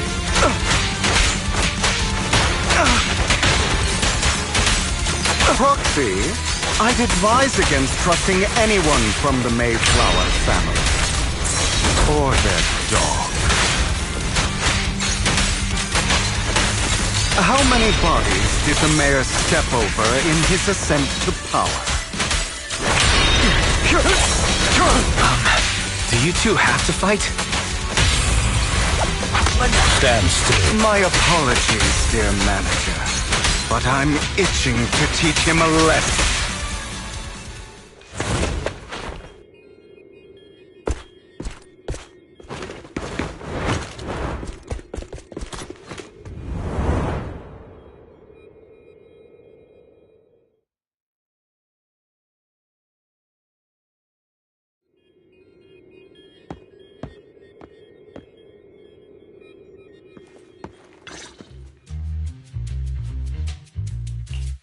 Worry not. Mastery of my skills will come in time. But there's something more important I would like to teach you. Something about faith. Does a phantom thief even need faith? Of course. What else would we fight for? For wealth, fame, and power to stand at the top so nothing and no one can imprison us. Isn't that what everyone desires? Or perhaps, by faith, do you mean something asinine and empty, like justice, dreams, or friendship? Hilarious. Grow up, Lycon. It's time to let go of your naive fantasies of being some almighty savior. You just don't get it. All right, enough squabbling. What I'm trying to teach you is very simple. I may not walk the path of justice, but I do not walk the path of evil. There's too much injustice in this world. And there are times when it becomes necessary to right those wrongs with unconventional methods. Taking lives, however, is out of the question. Life is a precious gift, one that nobody has the right to steal. No one should have the authority to judge whether another lives or dies. Keep that in mind. I will. You don't seem convinced, Hugo. As you mentioned, this world is unjust. That's why we must strive to bring fairness to this world. Those who cause harm should face consequences, just as those who take lives should. But not all lives hold the same value. Sometimes, you may need to eliminate one if it means saving more. You're too proud.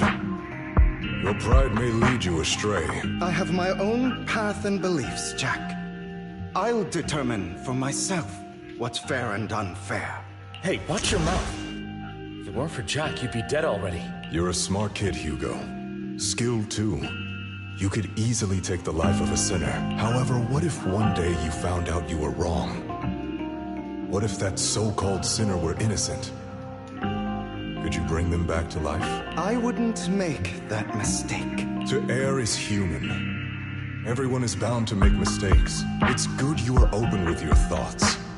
I just don't want your troubled past to weigh you down, because your hatred doesn't define you. It only eats away at you.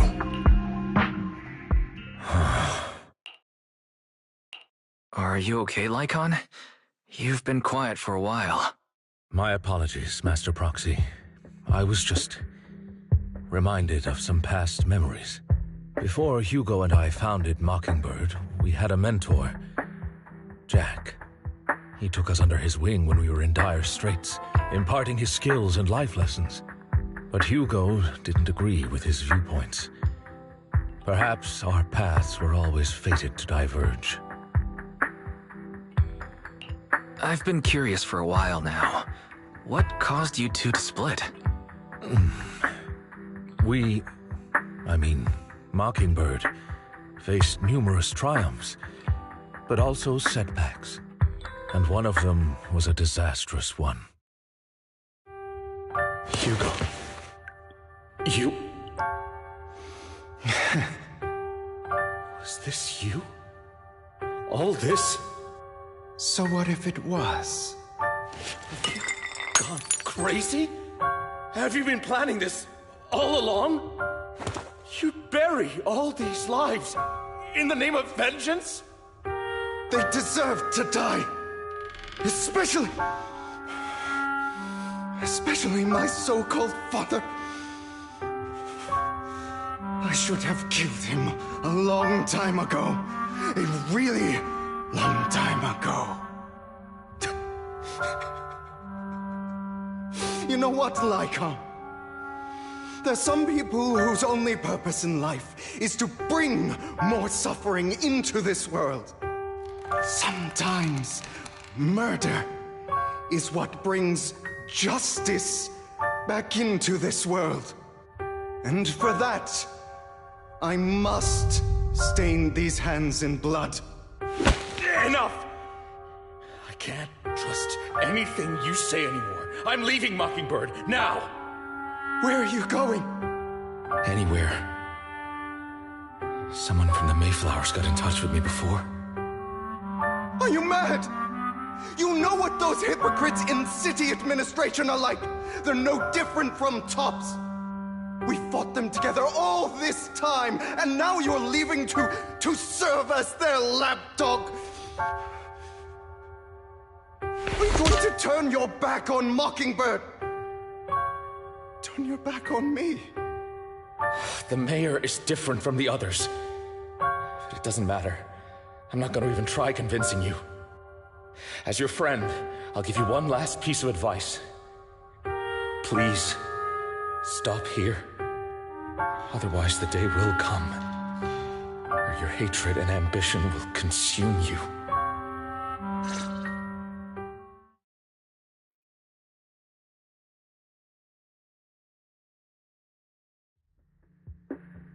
My apologies, Master Proxy, that you had to hear such an unpleasant tale.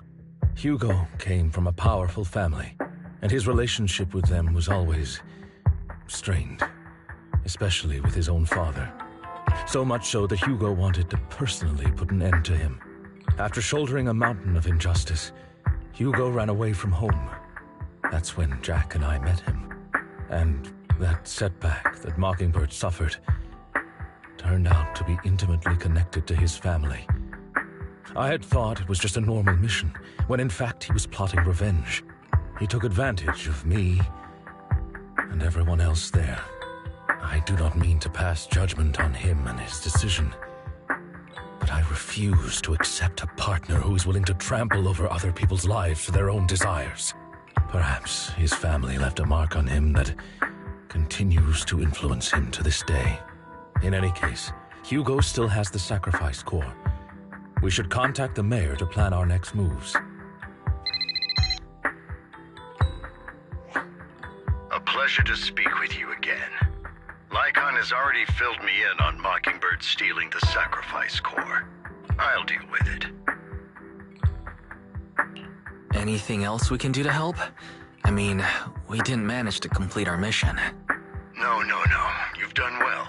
It's just not appropriate for you to get involved in what's to come. We've been through far more dangerous situations. Plus, we've dealt with Mr. Mockingbird before, so maybe we could help you. Really, I appreciate your kindness. It's just... Very well. Seeing as you're all people I know I can trust, I'm going to be frank. Not long ago, I received a letter declaring criminal intent. Sir. Lycon, I know you don't want to place them in danger. I feel the same way. However, I believe they deserve to know the truth. That letter threatened to use a sacrifice to take vengeance against the entire city of New Eridu. What do you mean by vengeance? I believe the person, or the organization, who sent the letter is planning to use the sacrifice to mount a large-scale attack against the city. Everything we've uncovered so far seems to support this hypothesis. As you know, the sacrifice's true power is a mystery and cannot be controlled if anyone attempts to use it as a weapon. This is no small issue. If this gets out, it'll send the public into a panic. Please promise me you'll keep things confidential. Then let us help out. We can do our part too. But it's like I said before, it'll be too dangerous for you.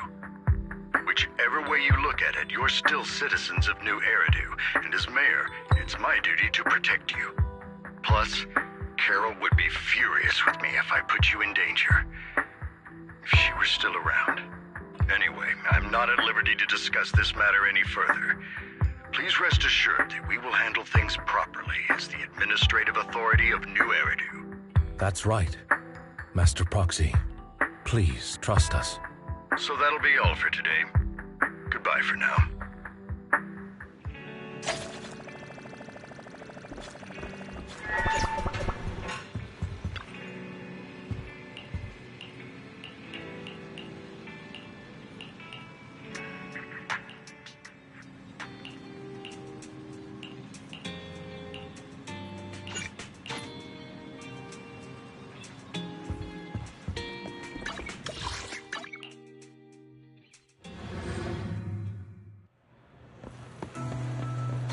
I'll have to work overtime to finish this. You're here!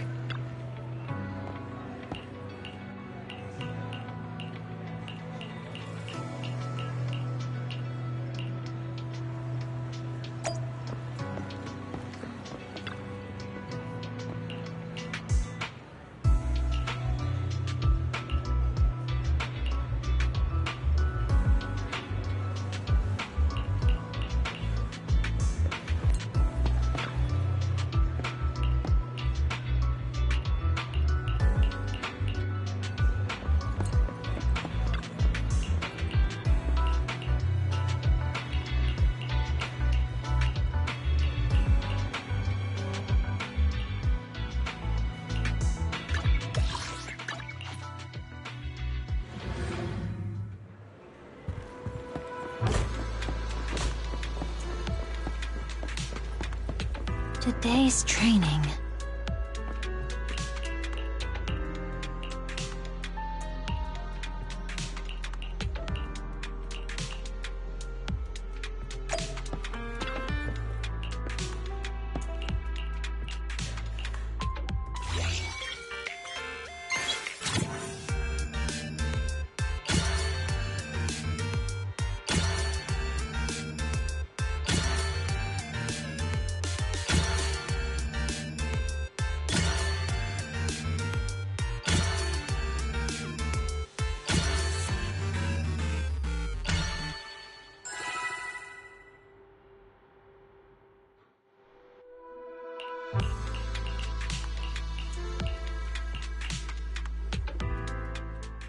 All right, let's get started.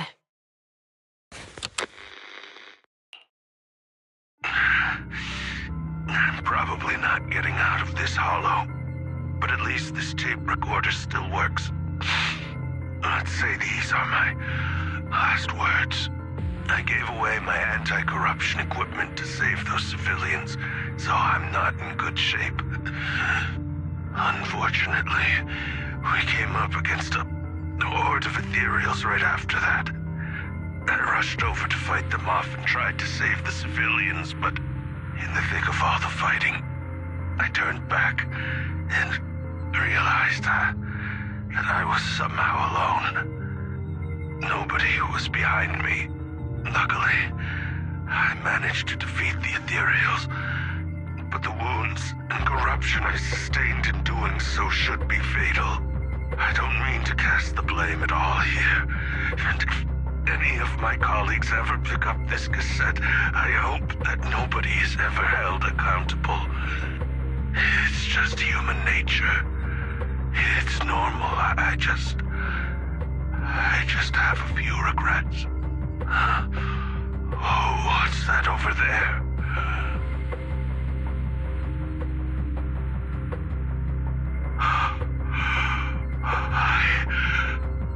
I've seen a miracle. Yes, that thing is right. So long as humanity is in constant conflict against the Hollows, we'll never be able to grasp true power. Only by embracing everything. It's the only way. Only by embracing this power can everyone survive. Oh, Creator, please grant me this.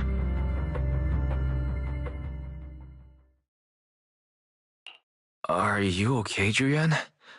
Don't be so down. Thanks. I'm okay. It's just, even though we had our suspicions, now that everything is out in the open, I can't help but feel a little... Well, at least now I know the reason why he changed. What did Bringer say during the recording? Whatever it was, he called it a miracle. I saw the mission report from that incident. Bringer emerged from the Hollow unscathed, completely free from injury or corruption. Plus, I remember him rescuing a few civilians and walking out of the Hollow together with them. But if that's the case, then it's at odds with the audio we heard. Which one is the true version of events? It's possible that both are true. Like if Bringer actually met a real god that completely healed his body and helped him save the others. And that's why his mood changed so much. Why he started believing the Exaltists. Because he witnessed a miracle. That sounds like a reasonable speculation at this point. But it still exceeds the limits of what we know. In any case, it's a clue that ultimately points to the Exaltists. I'll keep pulling this thread and see where it leads.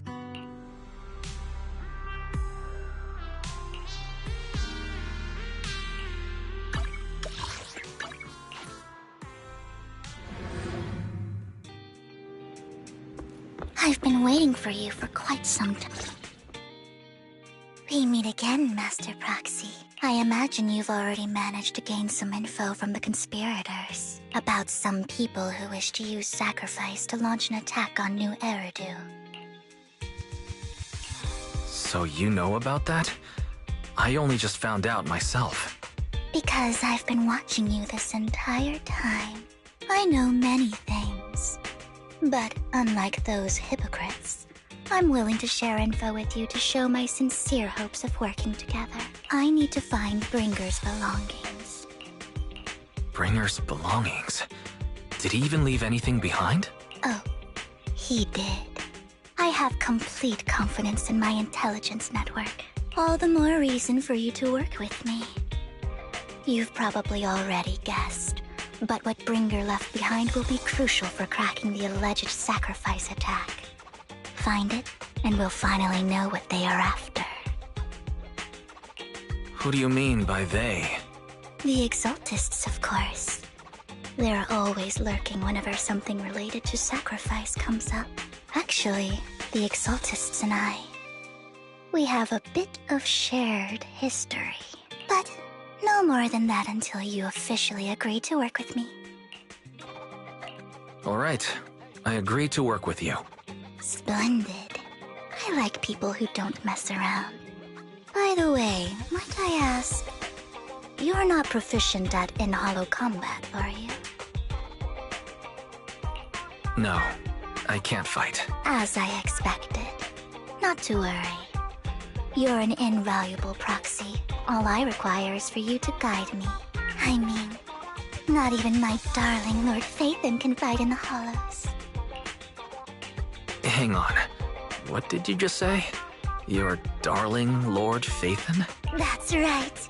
The best proxy in all of New Eridu. Lord Phaethon. Don't tell me you don't like him. You might not believe this, but I'm actually Phaethon. You're an outstanding proxy, that's true. But Lord Phaethon's a cut above. No one could ever replace Lord Phaethon. But I know how you feel. You're actually one of Lord Phaethon's fans too, aren't you? So he's your biggest role model in life and you hope to become just like him, right?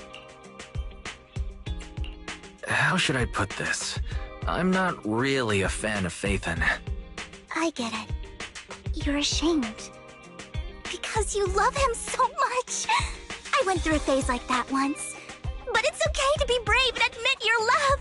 Relax. I'm with you as you make your journey, fellow fan. Oh my. Once I start talking about Lord Phaethon, I just can't help myself. Look at the time.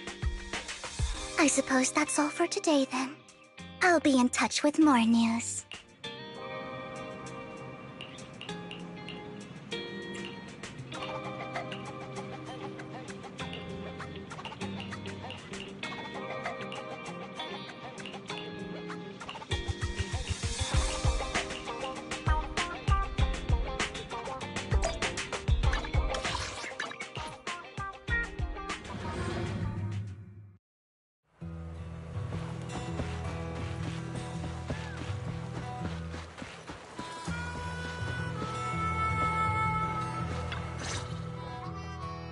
Proxy, you're here too. I didn't expect to run into you here. What are you two doing here? And what's with the new outfit, Ambi? I'm here to investigate that incident.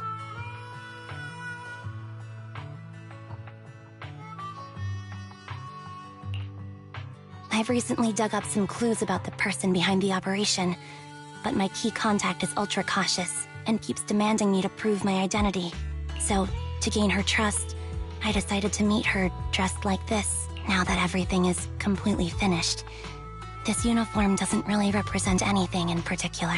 For me, it's just another outfit now. We all have to move on someday. I'm helping her. I want to make sure whoever's behind all this is caught. And who's this young lady? This is my friend, Vivian. We're here investigating a few things ourselves. Ambi, one of the Cunning Hair's most powerful members. And Trigger, an Opal Squad sniper. It's an honor to make your acquaintance. You know us? Looks like someone's done our homework. Is it because of the proxy? You two are practically celebrities. And because of my work, I've got loads of info when it comes to anyone with a name around New Eridu. I see. Seems you're handling your work well. Let's prepare to enter the hollow. Unless you have any further questions, we'll be taking our leave now. You're going into a hollow? Proxy, you plan on going in like that? Yeah, that's right.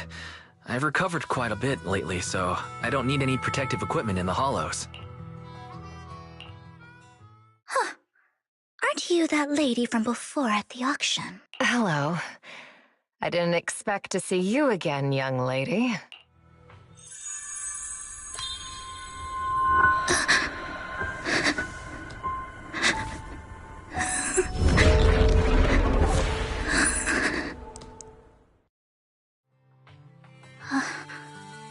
Vivian, are you alright? You look depressed. What's wrong, Vivian? Are you feeling all right? It's nothing. I just drifted off for a moment there. So then, what are you doing here? Don't worry. I'm not here to scam you. I'm waiting to meet someone. Don't tell me. You're my contact for intel? That's me. Ambi from Silver Squad, I presume? Pleasure to meet you. All right. I'm going to exchange some information with Miss Ambi here. So if you'll excuse me.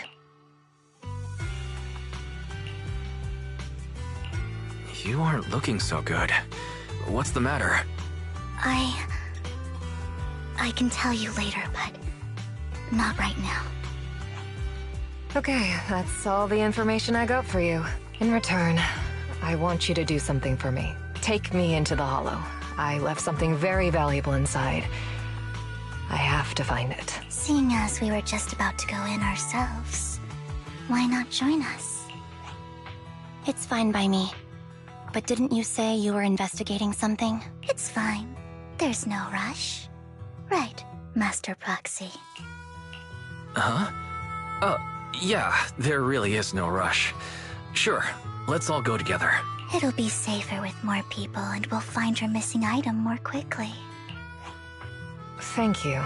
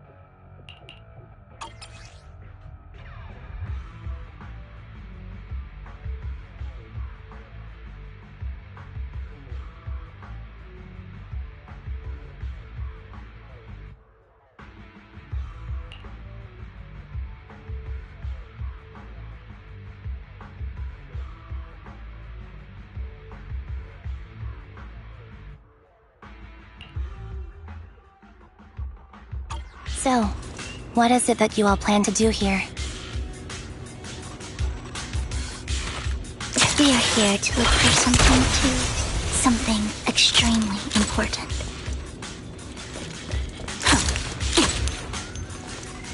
New Eridu's future may well depend on it.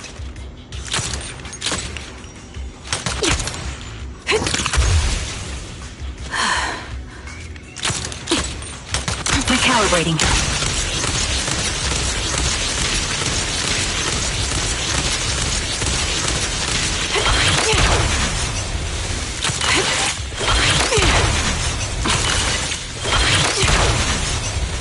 Adjusting for wind.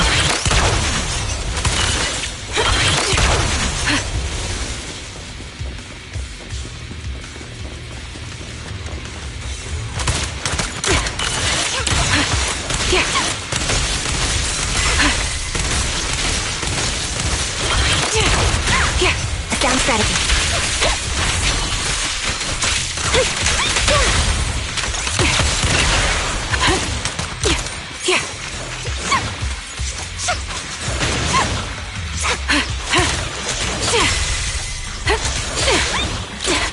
Recalibrating. Focus up. Time to focus.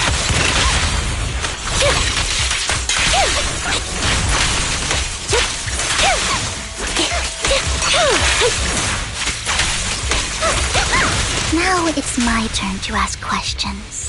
What exactly is it that you're investigating?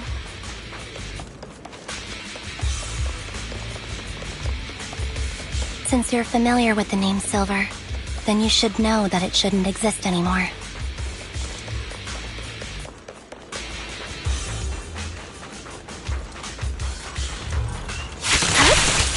What I'm investigating has something to do with it.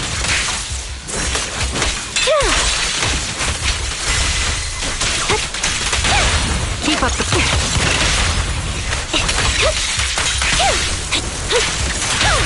Quick shot! Adjusting for wind. Sniper's Creed. One shot, one kill. The target's weary. Move behind me. You're in my sights.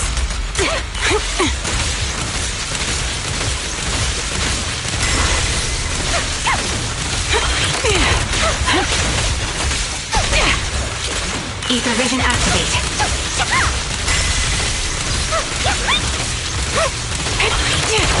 Target locked. A perfect conduit. Foxy, let's use that fissure to head to the next location.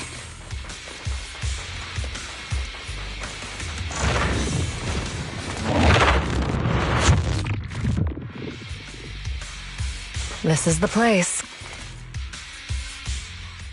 So, what is it that you're looking for? A ring. I was excavating ether here before and accidentally lost it somewhere. Please, could you all help me find it? It has to be somewhere among all this stuff here. Sure, I'll start looking. I'll go with you. I'll stay here with her then. Thanks, but you don't have to worry about me. Go ahead and accompany the others. I'm sure it'll be faster that way. And sorry for wasting your time like this. I know it might sound strange, but I'll be so happy if my daughter grows up to be capable like you.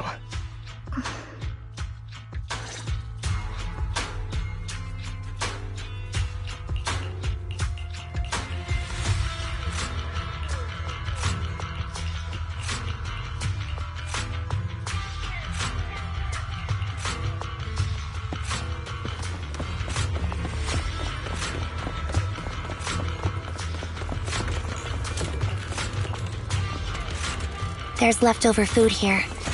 I don't want to imagine what's inside the bag.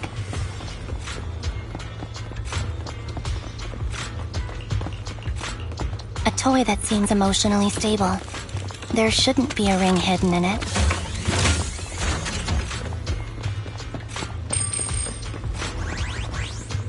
It's pretty cute.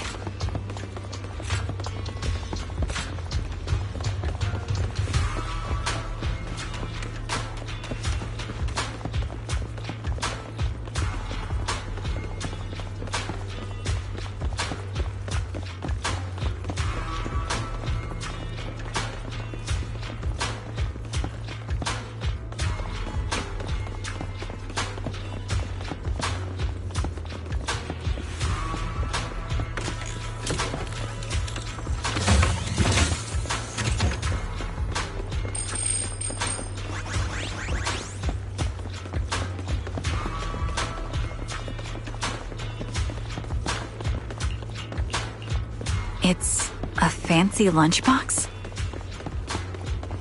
I wonder if its owner is safe and sound.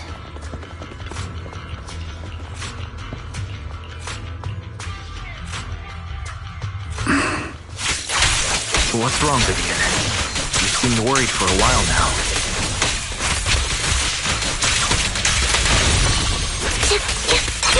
I'm worried about Sienna. The location should still be safe.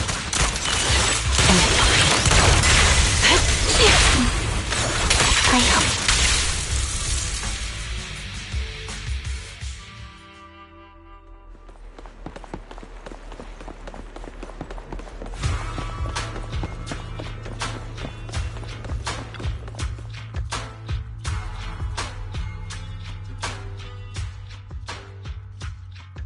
vital signs are gone. What happened? I guess this was her final scam. There's one thing I must remind you. Your time is running out. I'm not sure how you can tell, but you're right. I'm going to die in here. That's my plan. I'm very sick and don't have much longer. If I try to get treatment, it'll just be a burden on my daughter. So I scam my way through a bunch of physical exams and managed to take out a hollow corruption policy through Ravenlock Insurance. Once some time has passed, could you please take my corrupted body out of the hollow? That will secure a generous compensation package for my daughter. It's only what the Ravenlocks owe me. A pity, yes. But it's the only way I can squeeze it out of them. What makes you think that will help you? I just trust you will. I'm just awfully sorry you had to get involved in this. But it's something I must do. I have to leave something behind for my girl. I have to give her a chance at life. If it's okay, could you also please pass a message to Mira for me? Tell her, don't worry. Even if Mommy's body is corrupted, withers away, and turns to dust, my love for you will always be there. Thank you. You're a good kid. She was betting that we'd help her. So, you were aware of this the whole time? Yes. Because I saw it. You might not believe me, but I've had this ability to see the future since I was a little girl. But the things I see are always something bad. Plagues, deaths, disasters. That's all I've ever been able to see. It's all that kid's fault! She's seriously jinxed. I always try to avoid her. Otherwise, she'll say something rotten that ends up coming true again. Prophecies, she says. Like she's not the one bringing the bad luck upon us. It wasn't me. I didn't do anything. Sorry. I'm sorry. What good is saying you're sorry? Things like this keep happening every time you open your mouth! How unlucky. She shouldn't be here. Nobody wants her around. If only she would just disappear. I just wanted to warn you all. I'm sorry.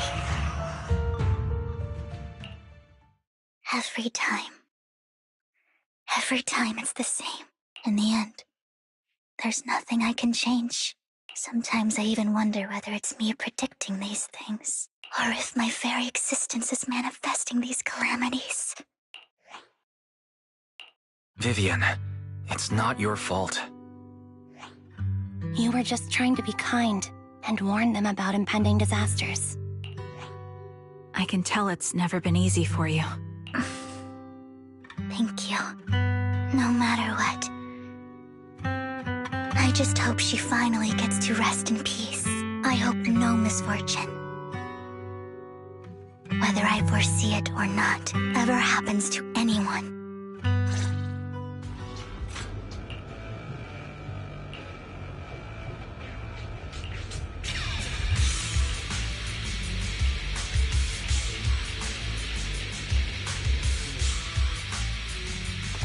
Proxy, do you believe that the future can be changed?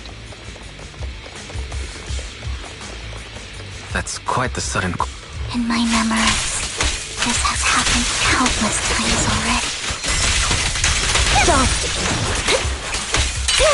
I might only see these misfortunes. Why can't I even have a sliver of happiness?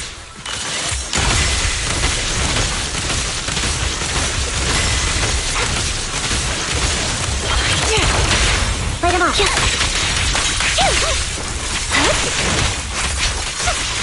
Proxy, the fissure that we're looking for is up ahead.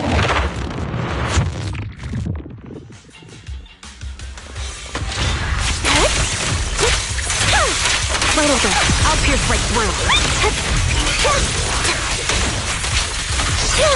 Time to focus fire. Right on cue. Time to pin them. Quick shot.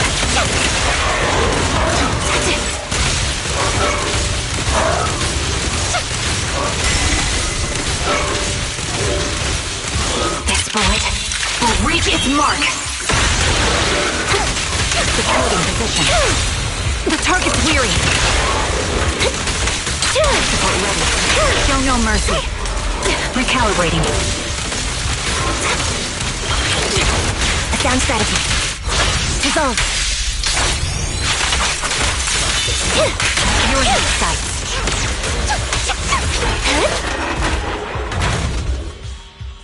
I think it's about time. We should take that lady out of the hollow. You guys go on. Thank you. She gave us the intel we needed, so this is the least we could do. I hope everything else goes well for you. Master Proxy, is there anything... I'm curious about your story, Vivian, but we can talk more once you feel ready. Don't worry, I'm very patient. You're the first person to ever say that to me. I'd be happy to share my story with you. These premonitions I see are not within my control, and they always come to me in a flash, like a flood of images in my mind. Most of the time, I see death, disease, accidents, and disasters. Of course, there are also some non-fatal mutilations. But every time, without exception, they end up happening. And I can never prevent or change them. That's all I have to say about it. If that offends Master Proxy and you don't want to hang out with me anymore, then I can understand. Why would I be offended? That's just who you are, Vivian. Besides, we're friends. I've always considered this ability as a curse. It's not a curse. Actually, I think you've been given a gift. Thank you. Really. Well, it's getting late. Bringer's belongings ought to be around here somewhere. Let's take a closer look.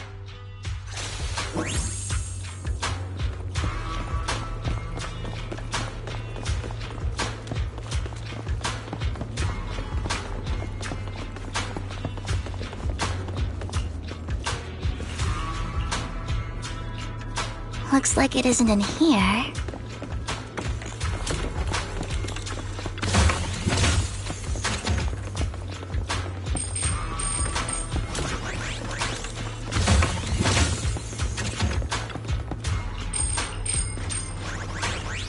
Strange, there's nothing in here.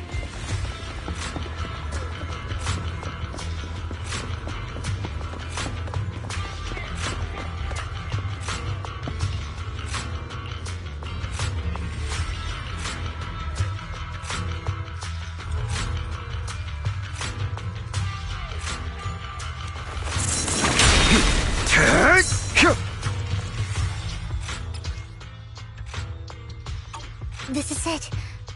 This notebook is what Bringer left behind.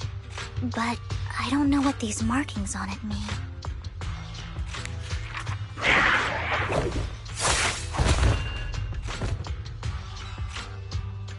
Well, hello, Master Proxy.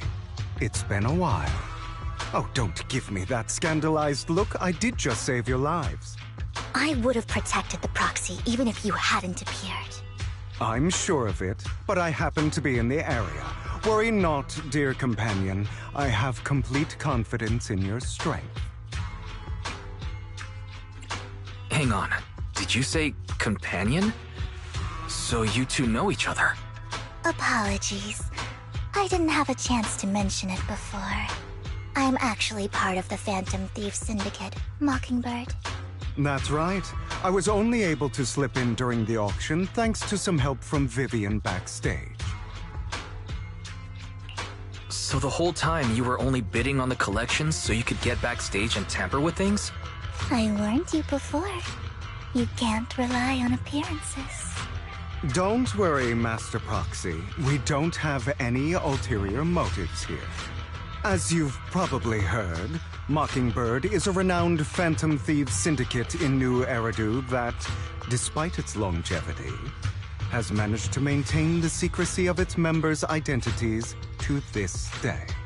So, disclosing our identities to you is essentially the highest sign of good faith that a Mockingbird Phantom Thief can show. I guess that makes sense. Your trust is most appreciated. Mockingbird's purpose is very simple, really. To form long-standing and cooperative relationships with outstanding proxies like yourself. We need your abilities. Before you make any decisions, please allow me to briefly explain the concept behind the Mockingbird Syndicate. We all know there isn't anything in this world that's fair. A prime example being the uneven distribution of wealth. People from tops splurge on luxurious collectibles, while the poor have to gamble with their own lives just to get by. Of course, besides wealth, there's also an unequal distribution in this world of happiness and suffering, hope and despair, love and hate. It's all just so unfair. Somebody has to do something to tilt the balance of the scales. And thus Mockingbird was born. We take from those who have far more than they deserve and give it to those who deserve to have more. If you ask me, that's enough to be considered a form of justice. All right, that makes sense. I can agree with that. Thank you. I knew if anyone, you'd understand. However, aside from these philosophical considerations, we also have a crisis on our hands to deal with. As you know, the Exaltists are plotting to use the power of sacrifice to launch an attack on all of New Eridu. We can provide you with all the latest intel, just like that notebook you found. Something those pompous housekeepers would never be willing to do. And the most crucial part of this whole game, the sacrifice core, is currently in my possession. I think that makes this a highly competitive deal. We share the same goal for the moment, stopping the impending disaster from playing out.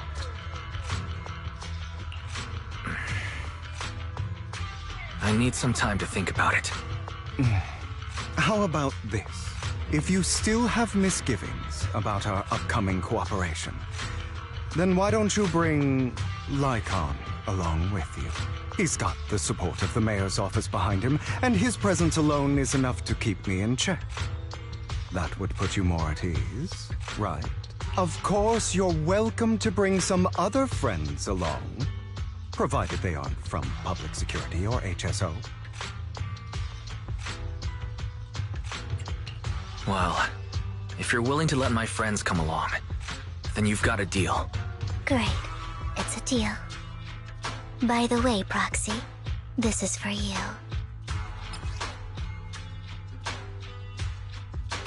Consider it a souvenir commemorating our first time working together. For now, we'll carefully look through the contents of that notebook. I'll contact you if anything comes up.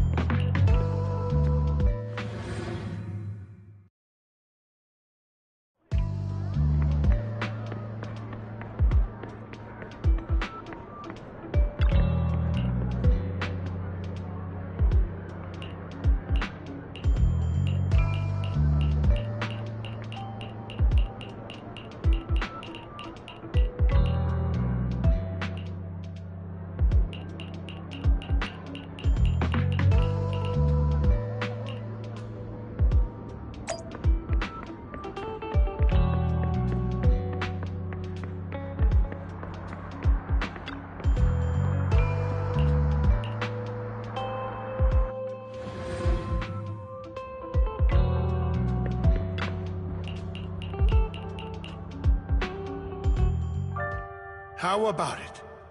Will you work with me? Not bad. Let me be honest with you. I have the sacrifice core that you're after. I am Mockingbird. So it's you. I never thought you'd be so bold as to come see me alone. Relax, my friend. As you know, if I can sneak into such a heavily guarded auction, then naturally, I can just as easily slip away right now. I'm here with the sincere intention to seek cooperation. I can give you that sacrifice core. And what do you want in return? Wealth, glory, power.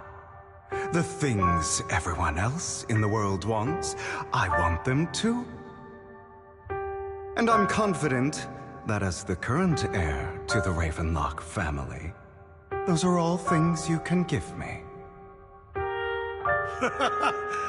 Then you've certainly come to the right place. My family is working on a big project. If things come to fruition, Ravenlock's status in Tops will significantly improve. At which point, I'll be sure to leave a spot for you. Naturally, as an outsider, you're precluded from handling any of our core business. But profits from the scraps alone will be enough to set you up for life. Mr. Hartman, I think you've misunderstood me. I have no intention of joining the Ravenlock family. In fact, I have an art gallery under my name that does pretty well for itself. I was hoping you could recommend me for Tops. You want to join Tops? That's easier said than done. Even for a family like ours, it would still require significant effort and... Just answer me yes or no. I don't think either of us can afford to waste time. I understand. Yes, you have my word. But in exchange, you'll have to give me the sacrifice core first. I'm sorry, but I'm afraid I can't. I've already hidden it somewhere safe, a place nobody else but me knows. You don't want to put all your chips on the table when dealing with Tops. I know that far too well. Then that means I also need to keep an eye out when working with the infamous Mockingbird, right? Mr. Hartman, I should remind you that I stand before you undisguised.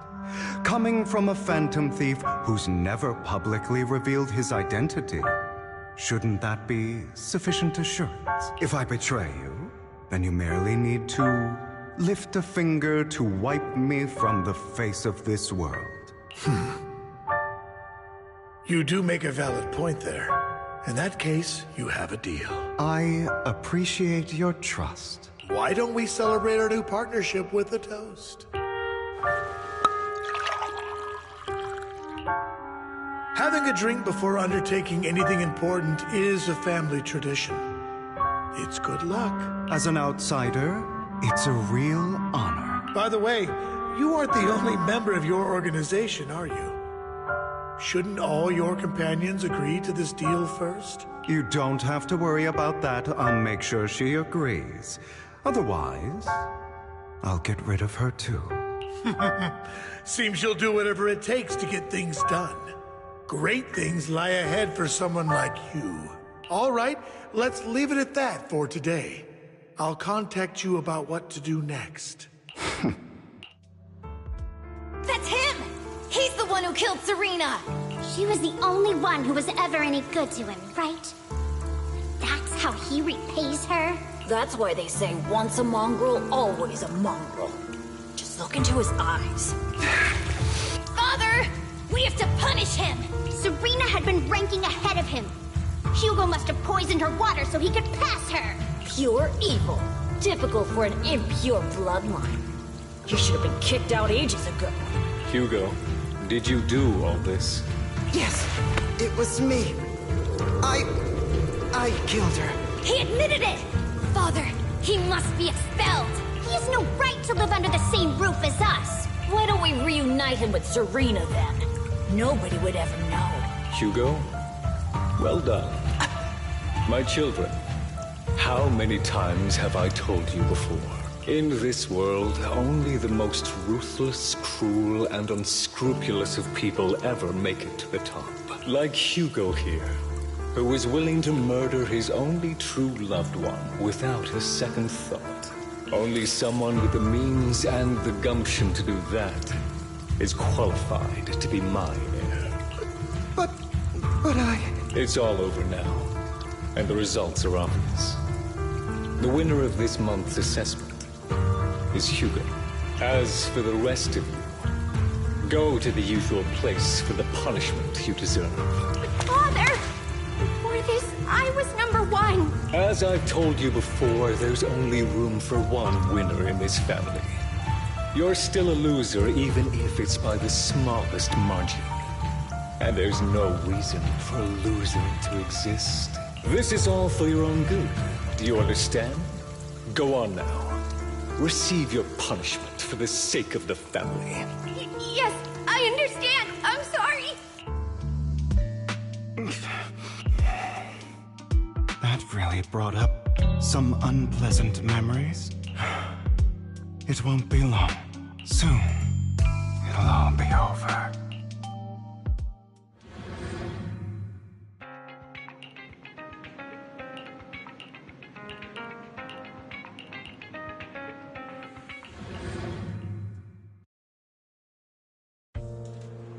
Thank you for escorting me here, Proxy. You're a child that only brings misfortune. People have been saying that about me for a long time. Why do I only predict suffering? If I could predict happy things, joyful things, would people like me a little more? Maybe fate truly is set in stone. Often, I want to help these people avoid their miserable fates.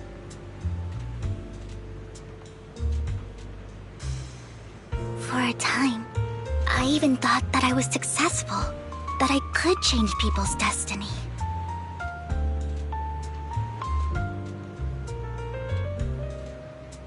But it was all an illusion. In the end, I couldn't do anything at all.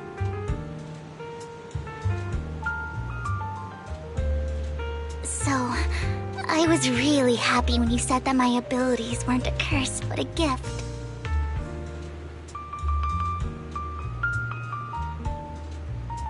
Thank you, Proxy. I'm so glad to have met you. And you're also a fan of Lord Phaethon. It's like we were fated to meet.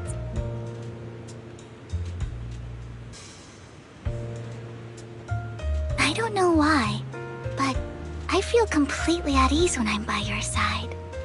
I feel like I'm free from judgment, from blame.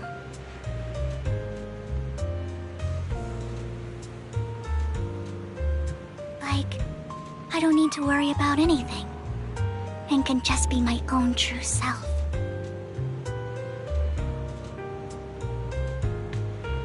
Perhaps people really do possess an aura, and ours just so happen to be extremely compatible.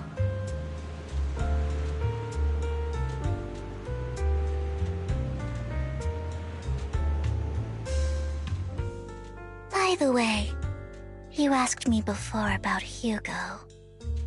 I don't really know much about him. He rarely ever talks about his past, but judging from his eye colors, you can guess he's probably the bastard son of a renowned family. I think his mother was very worried about his different colored eyes, and even wanted to get rid of him at one point. But then his family offered a huge price and bought him off his mother for some reason. And just like that, he moved from a leaky and drafty boarding room to a luxurious mansion. But he's also mentioned that the extravagant home is actually like hell for him. I think it's probably because the family treats him terribly. I digress. He ran away and ended up meeting Lycon and his master. After that, they formed Mockingbird together and experienced a rare period of happiness. Until Lycon's betrayal. So, what's your take on Hugo? I imagine I would still be wandering around now if I had never met him. To me, Hugo is just like an older brother. I've always felt as though he's carrying some heavy burden with him. But that's a secret he's kept to himself. Something he'll never tell me. Sometimes when I look into his eyes, I can feel that he's really struggling with something. Even though he may say some extreme things, Hugo really isn't a bad person. I think one day he'll tell me his secret. Until then, I just have to wait. Wait and trust him.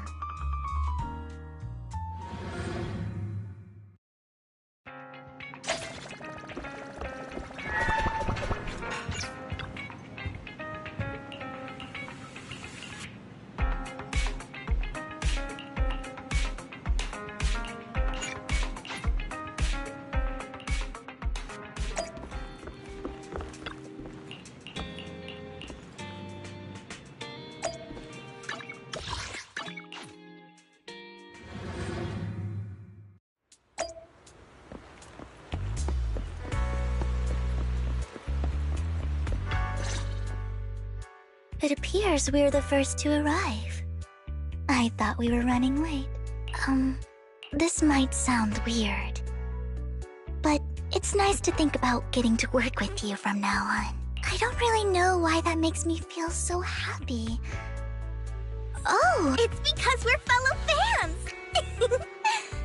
Anyone who likes Lord Phaethon can't be a bad guy. You're right. Of course, Lord Phaethon is the greatest there will ever be, but you're definitely the best proxy I've ever met in person. Hugo told me before that you're really skilled, and he said we'd get along great. I never expected he'd be so right. Oh, by the way, would you like to come by my place if you have time later? I have a huge collection of Lord Phaethon merch. Phaethon, Lord Phaethon doesn't have any merch out there, right? I mean, we don't even know what he looks like, for starters. It's all my own original merch, like screenshots of old Internet comments. I print them out and turn them into postcards.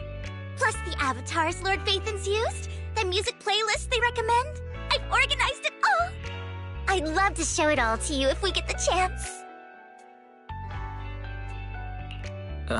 Well, I appreciate the thought. Speaking of which, what's taking those two so long? Hugo said he had some preparations to do before entering the Hollow. I wonder how that's coming along.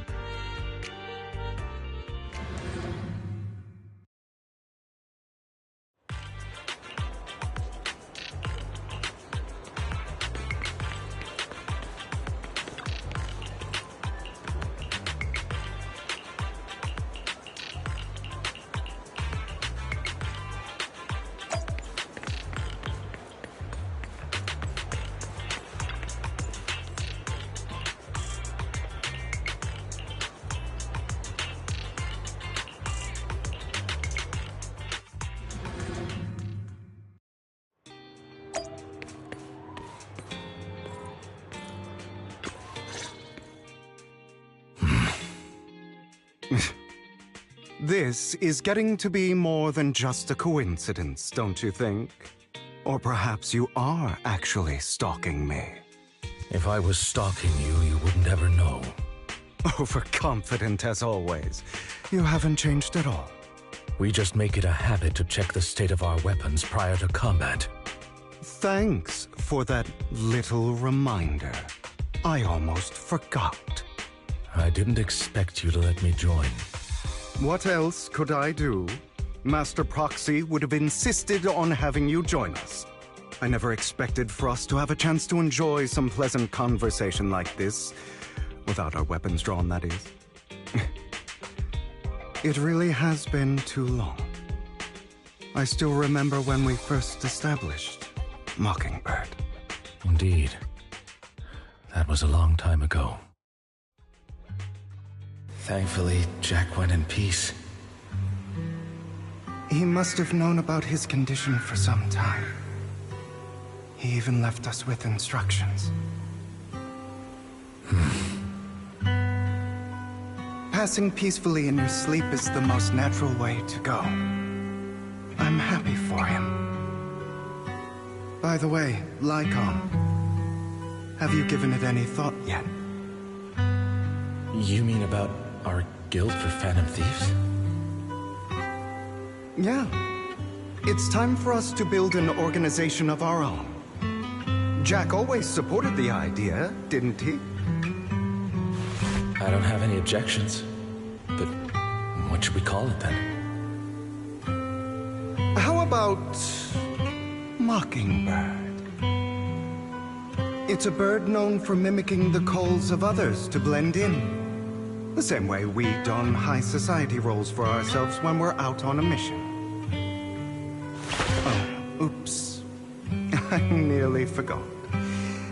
You're a terrible actor, and you're always flubbing your lines. I guess we can rule out that name, then. No, call it Mockingbird. We're always just putting on an act, aren't we? I won't slip up on our next mission. Besides, we still ran missions together even when we didn't have a name. Having one now won't really make a difference. No. It does make a difference, Lycon. And I don't just want a name. I want Mockingbird to become a symbol, like the sword of Damocles hanging over everyone's heads, striking fear into the hearts of the rich and cruel whenever they hear the name. Just like Jack used to say, this world isn't fair. So that's why we have to influence it however we can, and change things in our own way. But on the basis of not causing harm to other people's lives. That's also what Jack used to say. You remember, don't you? Of course I remember. All right. I promise. That sounded pretty forced. Don't forget, things don't end well for people who break their oaths. I'm good for my word. You must trust your fellow companions. That's also something Jack would say. Well then, today's the day that Mockingbird will officially start flying. Our first order of business, deciding on our symbol.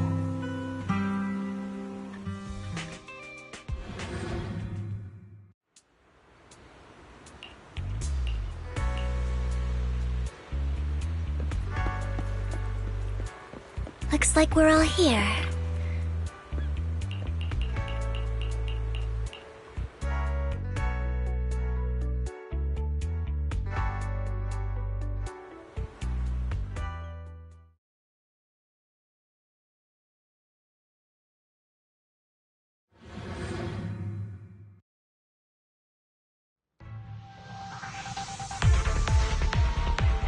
I didn't expect the coordinates in Bringer's notes to lead here. Move, please.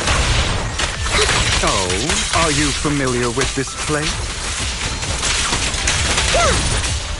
More familiar than you, it seems.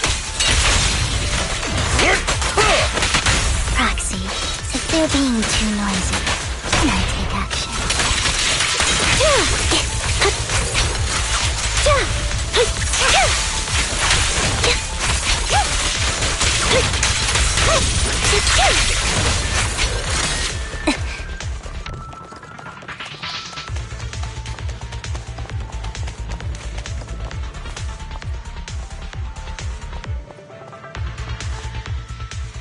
I don't enjoy obstacles in my path.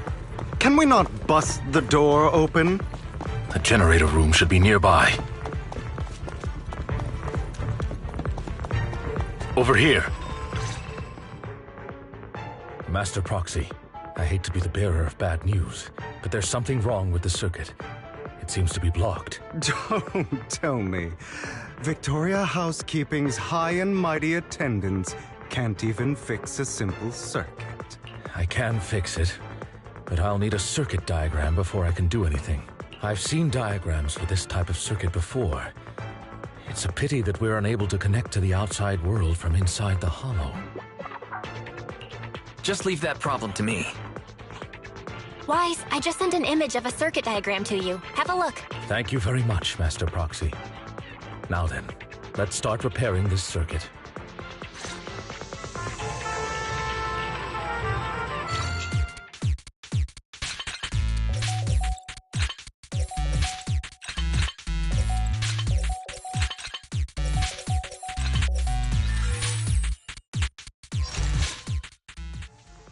The circuit is fixed. We should now be able to open that door. Wait up. Wait a second. Something just doesn't add up. It's all coming together now. Communicating with the outside world from within a hollow. And getting that circuit diagram. In theory, there's only one person who could ever do that. Could it be... your Lord Phaethon? Impossible. There's no way. But then again, only Phaethon could have done that. I mean, you're an incredible proxy, sure. And you're a good person. But could you really be Lord Phaethon? That's me. I'm Phaethon. Sorry, I just never had the opportunity to tell you. Unbelievable. Lord Phaethon! I've been your biggest fan for years now! Goodness me, Lord Phaethon was right in front of me all along, and I had no idea. This is like a dream. Could you... I mean, if you're willing, could you please give me an autograph and a group photo and... Anything you want, but let's get out of the hollow first, alright? Oh! Okay, sorry. Guess I got a little too excited. Anyone would be enraptured meeting someone they admire that much. Yeah, if I ever met my favorite movie director, I'd be the same. We should keep moving. This isn't the best place for idle chit-chat.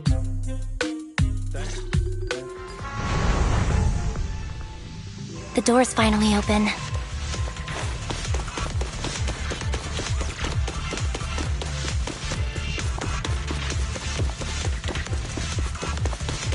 The proxy is Phaethon. Phaethon is the proxy. This is a dream. I never went to wake up.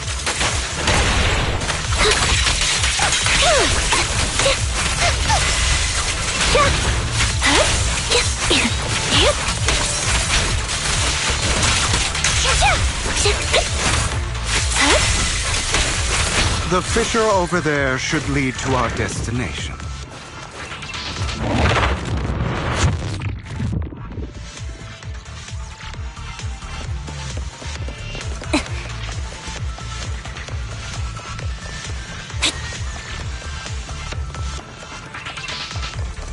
Lycon, your fighting style wasn't so reserved in the past. I've matured. You call this mature? You're just being pretentious.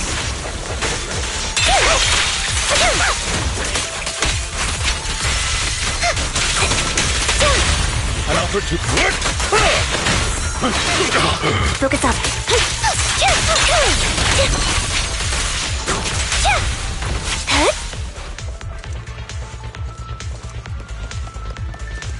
A difficult foe, that one.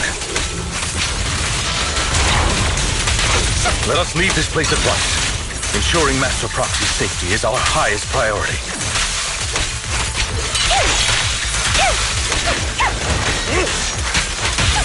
Light him up. I won't let anything happen to you, Lord Phaethon.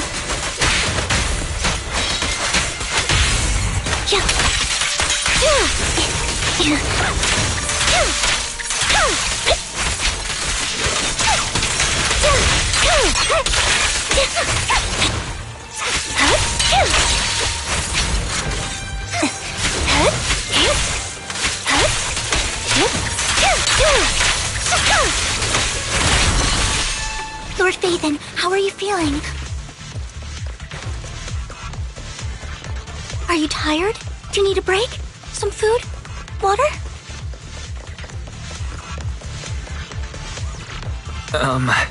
Thank you for your concern. I'm fine.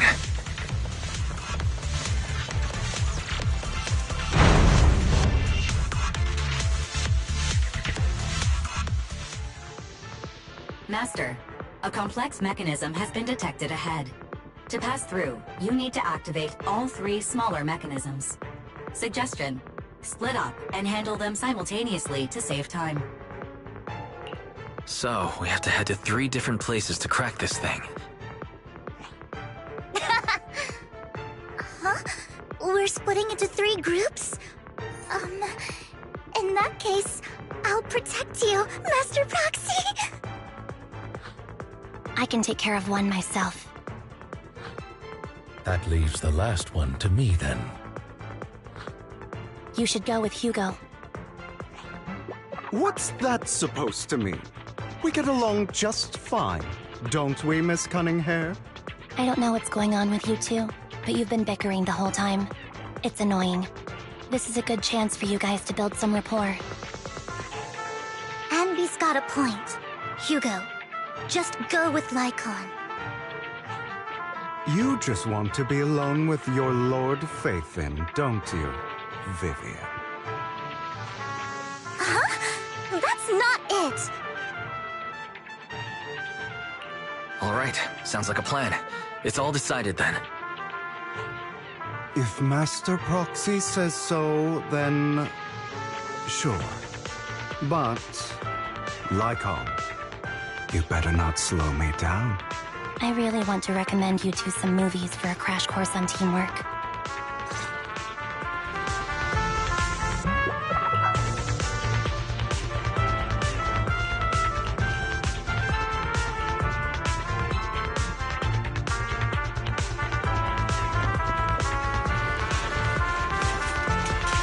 Lord Phaethon, there are too many ethereals here.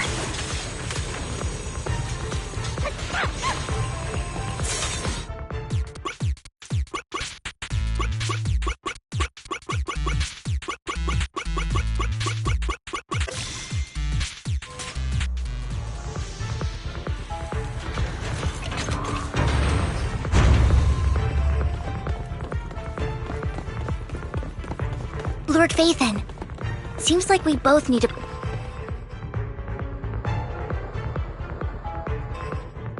Sure enough, Lord Phaethon and I share a deeper connection. Sorry. I hope I'm not being too forward. Goodness me. Somehow I'm fighting alongside Lord Phaethon. It's like all my dreams are coming true. I'm going to wake up any second now, aren't I? No, this isn't a dream.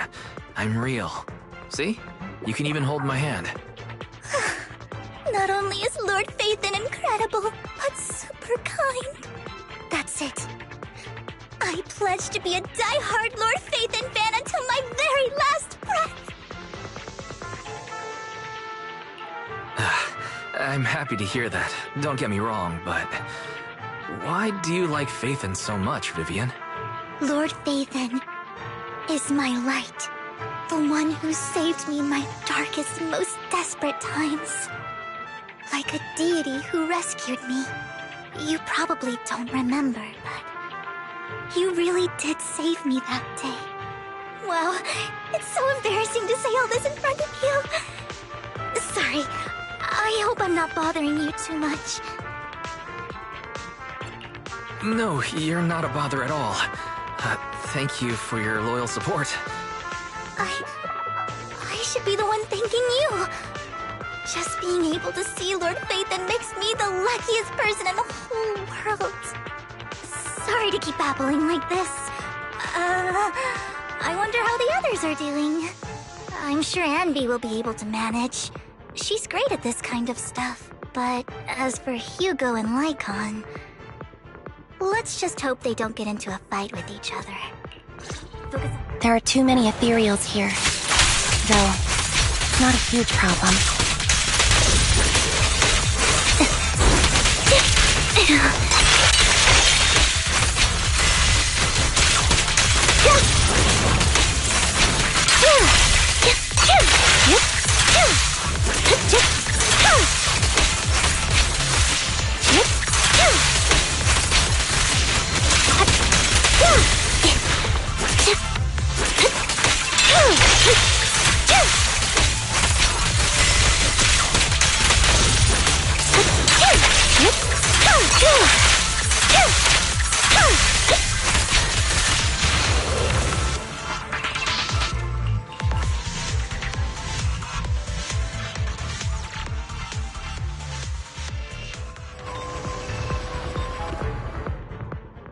So, we have to cooperate to solve this problem. That's a real shame. I have no intention of arguing with you right now. Master Proxy and Miss Vivian are elsewhere, and we must rendezvous with them post-haste. What a coincidence. That's exactly what I was thinking. Just this once, we should trust each other. For the Proxy. I have no objections. Very well. Then you'd better keep your word. I know you've never fully trusted me, Lycon, even before it all fell apart.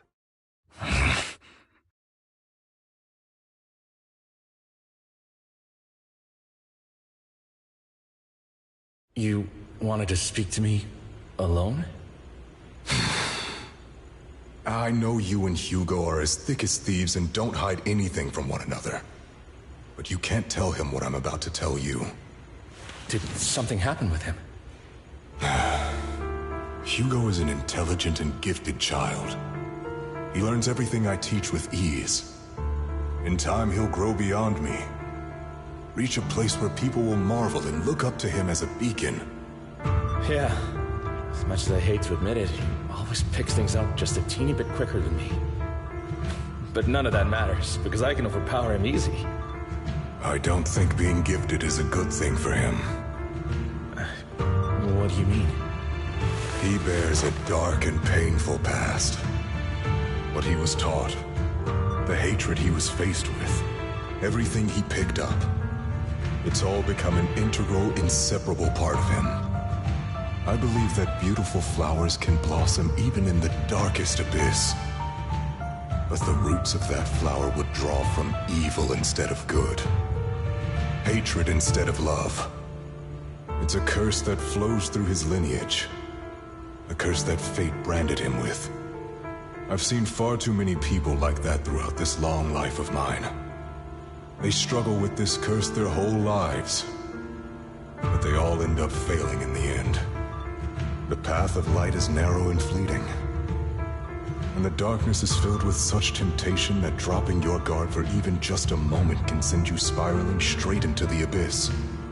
Do you mean Hugo's going to be a bad guy? I don't know. I hope he'll always stay true to his heart. That he won't give in to hatred and ambition. That he won't become the dragon that must be slain. But he has inherited the seed of evil. You cannot let it take root. I'm afraid I won't be there to help you. There's not much life left in this old body of mine. So then, Lycon, promise me now. You must hold his chain tight. To restrain him. To stop him. And when necessary, to choke him. You've become slow. Or maybe you've been on guard against me this whole time. And that's what's slowing you down. Looks like I was right. Lycon. I hope you're aware that the one who betrayed Mockingbird and went to work for the Mayflowers was you, not me. I would never betray my companion. I don't wish to repeat myself, but you should not break our oath. That's the path I've chosen, and I'm going to stick to it. But you know that path will lead you the wrong way. Who are you to lecture me about right and wrong? I believe any path that makes you feel pain must be the wrong one. Your disgusting sympathies make me sick, Lycon. There's only ever been one person who can kill me or save me, and that is me.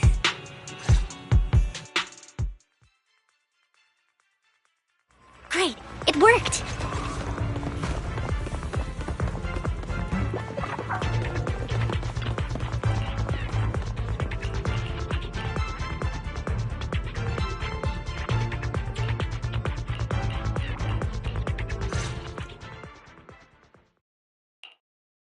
That was loud. What's happening up ahead? Hold on, everyone. I'll go check it out. It's probably multiple ethereals attacking. Just in case, I'll go with you. Vivian, you should go with them too. Keep an eye on Lycon, will you? I'm worried he might sell us out to the mayor when he gets the chance. I'd never do that. But if Miss Vivian wishes to join us, she's more than welcome. Okay. Then I'll go with you. Why do you look so nervous? I've spent so much time by your side already. I need to get away from Lord Phaethon for a little bit, or I might die from this overwhelming happiness. If that's the case, Miss Vivian, feel free to come along with me. Okay. All right. So, how does it feel to be worshipped, Lord Phaethon? You had that figured out a while ago, didn't you? Sharp as always. But of course, I couldn't spoil it for her. She has to figure it out on her own. That's what makes it special. Not only that, you asked Lycon and Vivian to leave for some reason. Is there something you'd like to say to me? I can't keep anything from you, can I? I've always treated Vivian like my own little sister. Maybe it's just a coincidence, but she looks a lot like Serena. I think I mentioned it before. Serena was my half-sister. She passed away a long time ago. Vivian really likes you, whether you're faith-in or just wise. Of course, I also have a lot of respect for someone like you. Strong, fair, and genuinely kind. So I hope... I beg you, please keep her safe. Hang on. What's that supposed to mean? Think of it as the last bit of conscience I have left. A kid as pure as her. She should stay alongside someone who walks in the light. Like you. Not even Vivian can agree with all my beliefs. One day we'll go our separate ways. Your beliefs? What do you mean exactly? You probably heard from Lycon. We swore an oath when we started Mockingbird. We swore to use our own hands to right the wrongs in this world. But never, under any circumstances, would we take another human life. I stayed true to my words. Until my father, man I hated, stood right before me. I could have ended his life easily, but I hesitated. I remembered that damned oath and their repeated attempts to convince me I didn't do it. Because of that, innocent people died. All because of him. If I'd killed him first, then none of those tragedies would have happened. People like him don't deserve to live. After that, I realized, sometimes, taking one life really can save countless others. I understand where you're coming from. I knew you'd understand. Vivian has a good heart.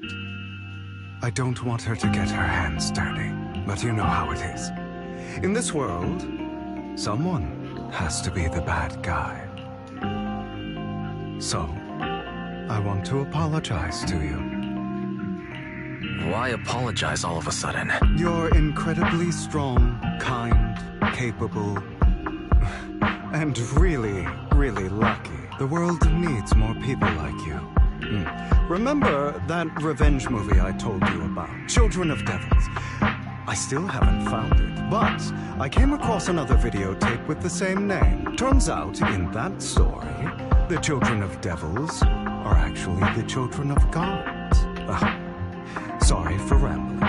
Hope you don't mind. They should be back soon. Please, look after Vivian for me. Roger.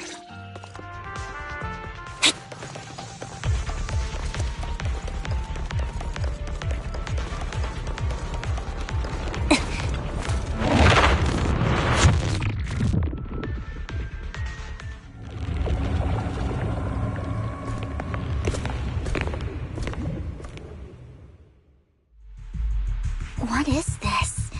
It looks like a cocoon. Careful, everyone.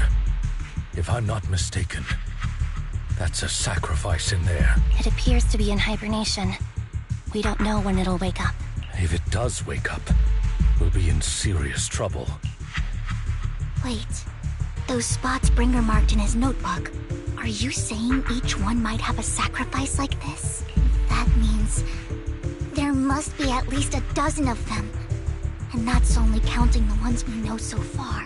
These sacrifices may still be hibernating, but the fact that there are so many of them out there is terrifying. The Exaltists must have a way to revive them, and that's not all. These sacrifices can exist outside the Hollows if they make their way into populated areas. I'm afraid it will lead to a catastrophic disaster likened to the fall of the old capital. That's almost certainly what they meant by vengeance against all New Eridu. Let's find a way to get rid of these sacrifices. We can't let the Exaltists have them. Thank you for helping me find this sacrifice. But sorry, kids. You won't be the ones to keep it. It's that annoying old man. Why is he here? I'd advise you to choose your words wisely, young lady. You're from the Ravenlock family. So it was you. That face. Oh, I know you. I heard about what happened to your friend. Truly unfortunate. If only she'd been smarter.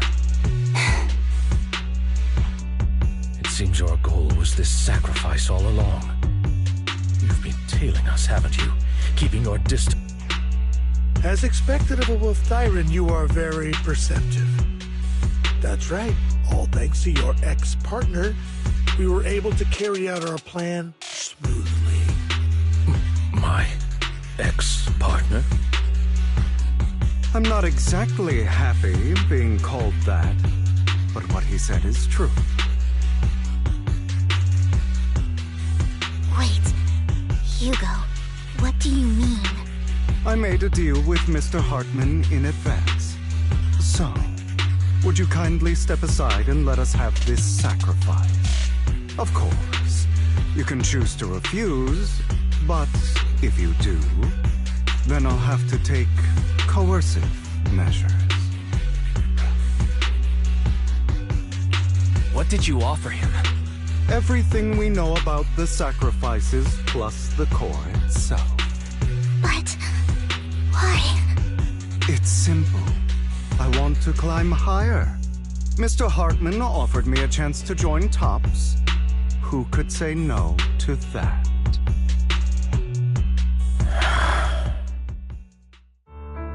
No. Impossible. You promised to help me investigate the Exaltists.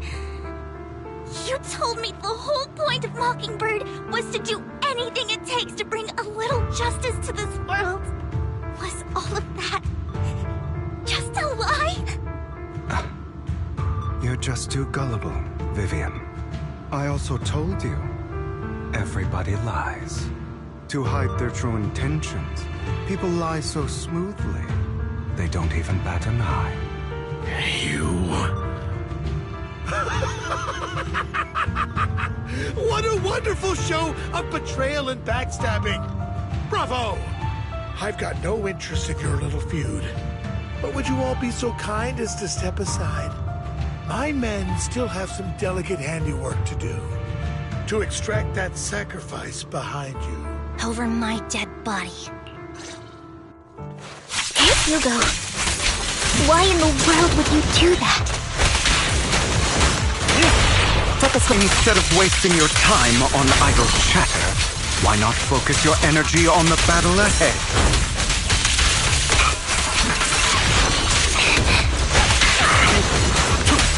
Your plans will never succeed. It's useless! Don't you get it? You're not just going against the people in front of you. You're not going against me. Perfect combo. Rather, the entire Ravenlock family, even the whole of Tops.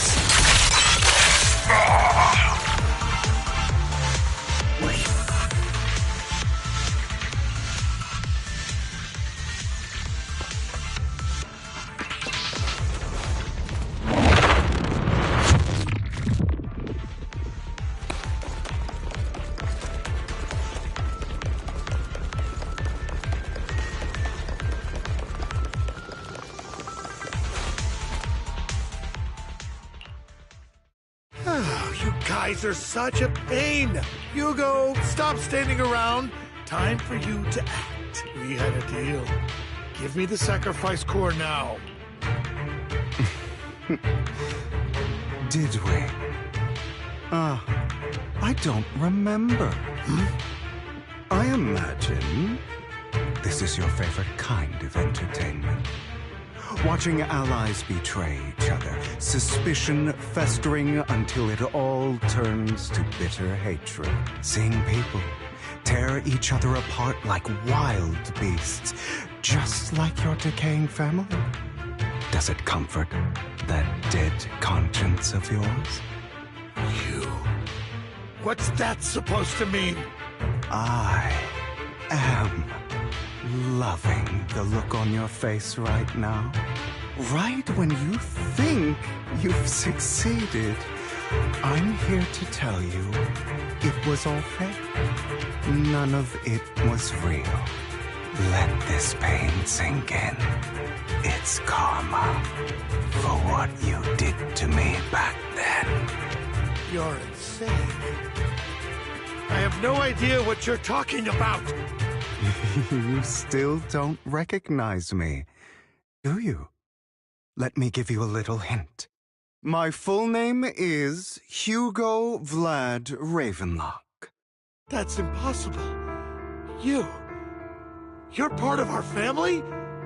I may be an illegitimate child, but I have the same blood flowing in my veins as you. I know you. You're... that bastard of his. Damn it. I could have sworn you were already... My dear uncle.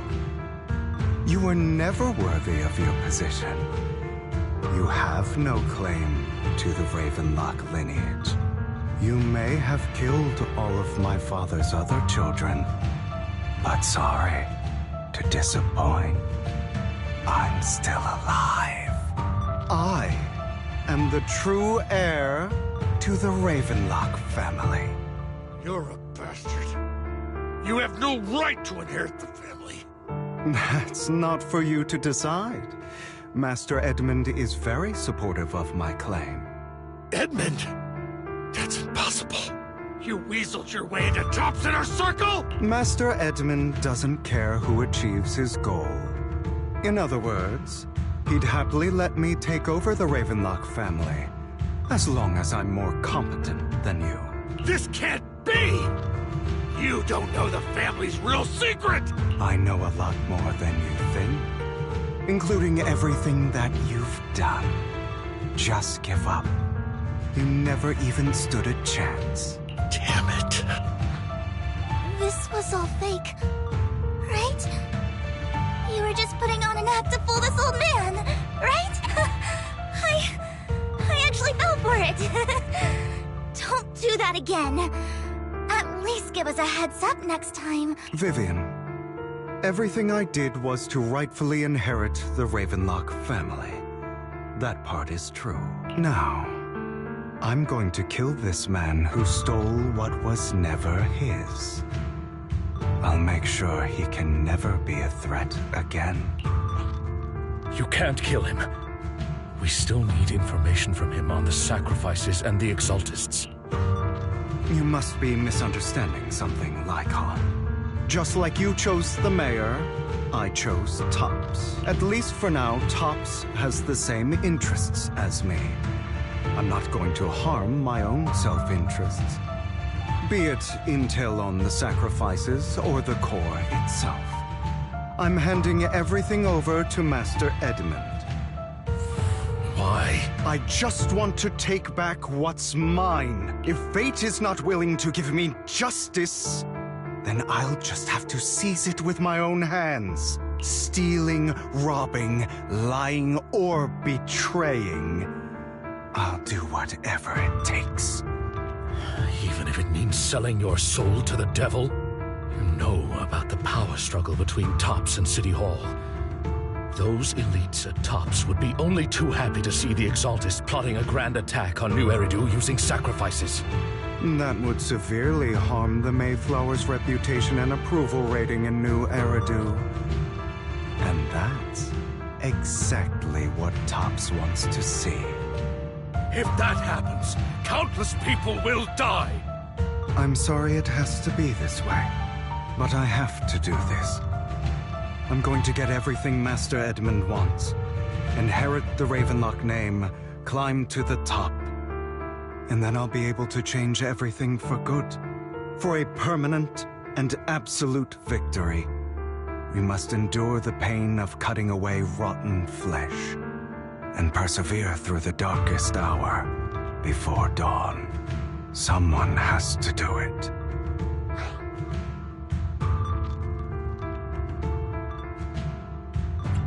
Hugo, it's not too late for you to stop. You can still walk away from this. This is the path I've chosen. Without power, resources, or strength, we can't do anything. Mockingbird is the perfect example. All the talk about using our power to tip the scales of justice and hover over them like the sword of Damocles. It's just a delusion. In their eyes, we're nothing but annoying gnats. Mockingbird has never really changed anything, or saved anyone. Never in the past, not now, and never will in the future. None of it matters.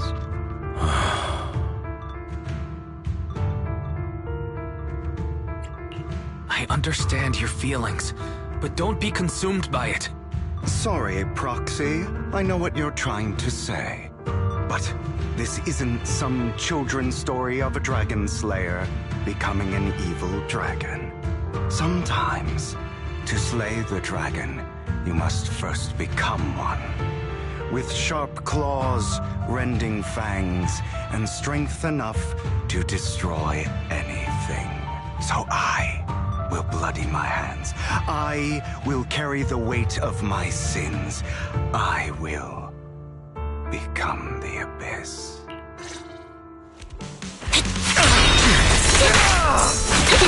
My way. It's about time you kneel. Not bad.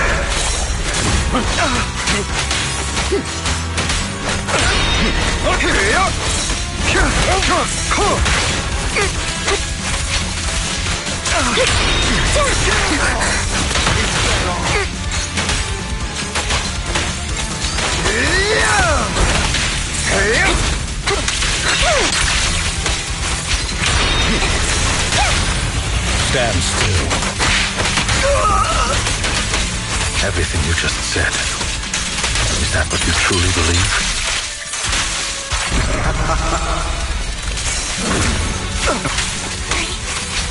I don't want it to end like this.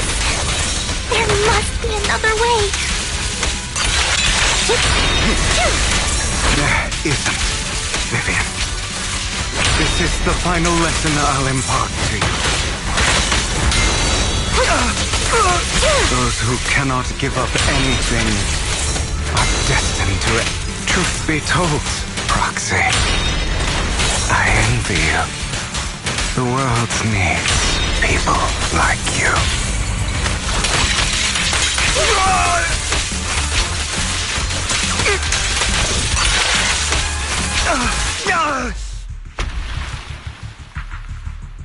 All right, you got me. But too bad. I have my own methods.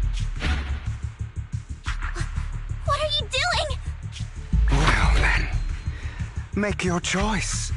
The sacrifice core, or your precious faith in. I know you took it. Don't forget, I'm the one who taught you that. Okay, the core is yours. Just leave Lord Phaethon alone. Did you really think I'd keep my promise? That's right. This is the real me. What's the matter? Thinking of killing me? Didn't you say all life is precious? Drop your foolish facade. I knew it. You... He has inherited the seed of evil. Do not let it take root. When the time comes, you must be the one.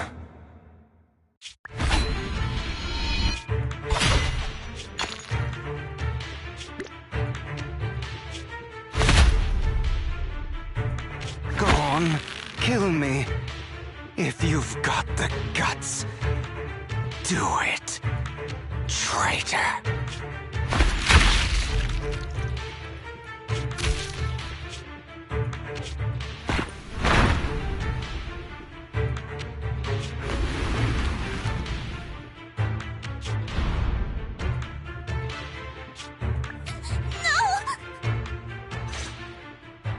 Master Proxy, are you okay?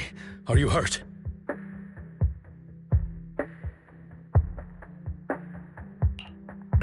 Don't worry. I'm fine. I just didn't expect things to turn out like this. Lord Phaethon, I'm sorry. I had no idea Hugo would do that to you. I'm so sorry. It's all right. No matter what, this isn't your fault, Vivian. If only I'd noticed sooner. I should have realized earlier. Hugo, he... That's a hollow down there. If you need, I can arrange for someone to go in and search for his body. That isn't necessary. To be frank, I thought you'd hate him for his betrayal, Miss Vivian. I do hate that he's keeping things from me, but all these years, Hugo's been like family to me. I believe he's still with us. His injuries were so severe. Even before he fell into that hollow. I'm terribly sorry, but I must tell you, it is impossible for Hugo to be alive. My hand went through his heart. Sorry to interrupt, everyone. But just so you know, Hartman's gone. Probably slipped away during all the chaos. I'm sorry, I was so focused on Master Proxy's safety. I wasn't paying attention to him. Same, but it doesn't matter. We all know what he did, and he will pay for what he did today. Yes. I'll be reporting all of this to the mayor. He's not getting away with this. Well then, now that it's all over... Another obstacle out of the way. She's going to be pleased about this. May the Creator guide us. Fear, suffering, despair, and destruction. That's the future I see. Or faith in.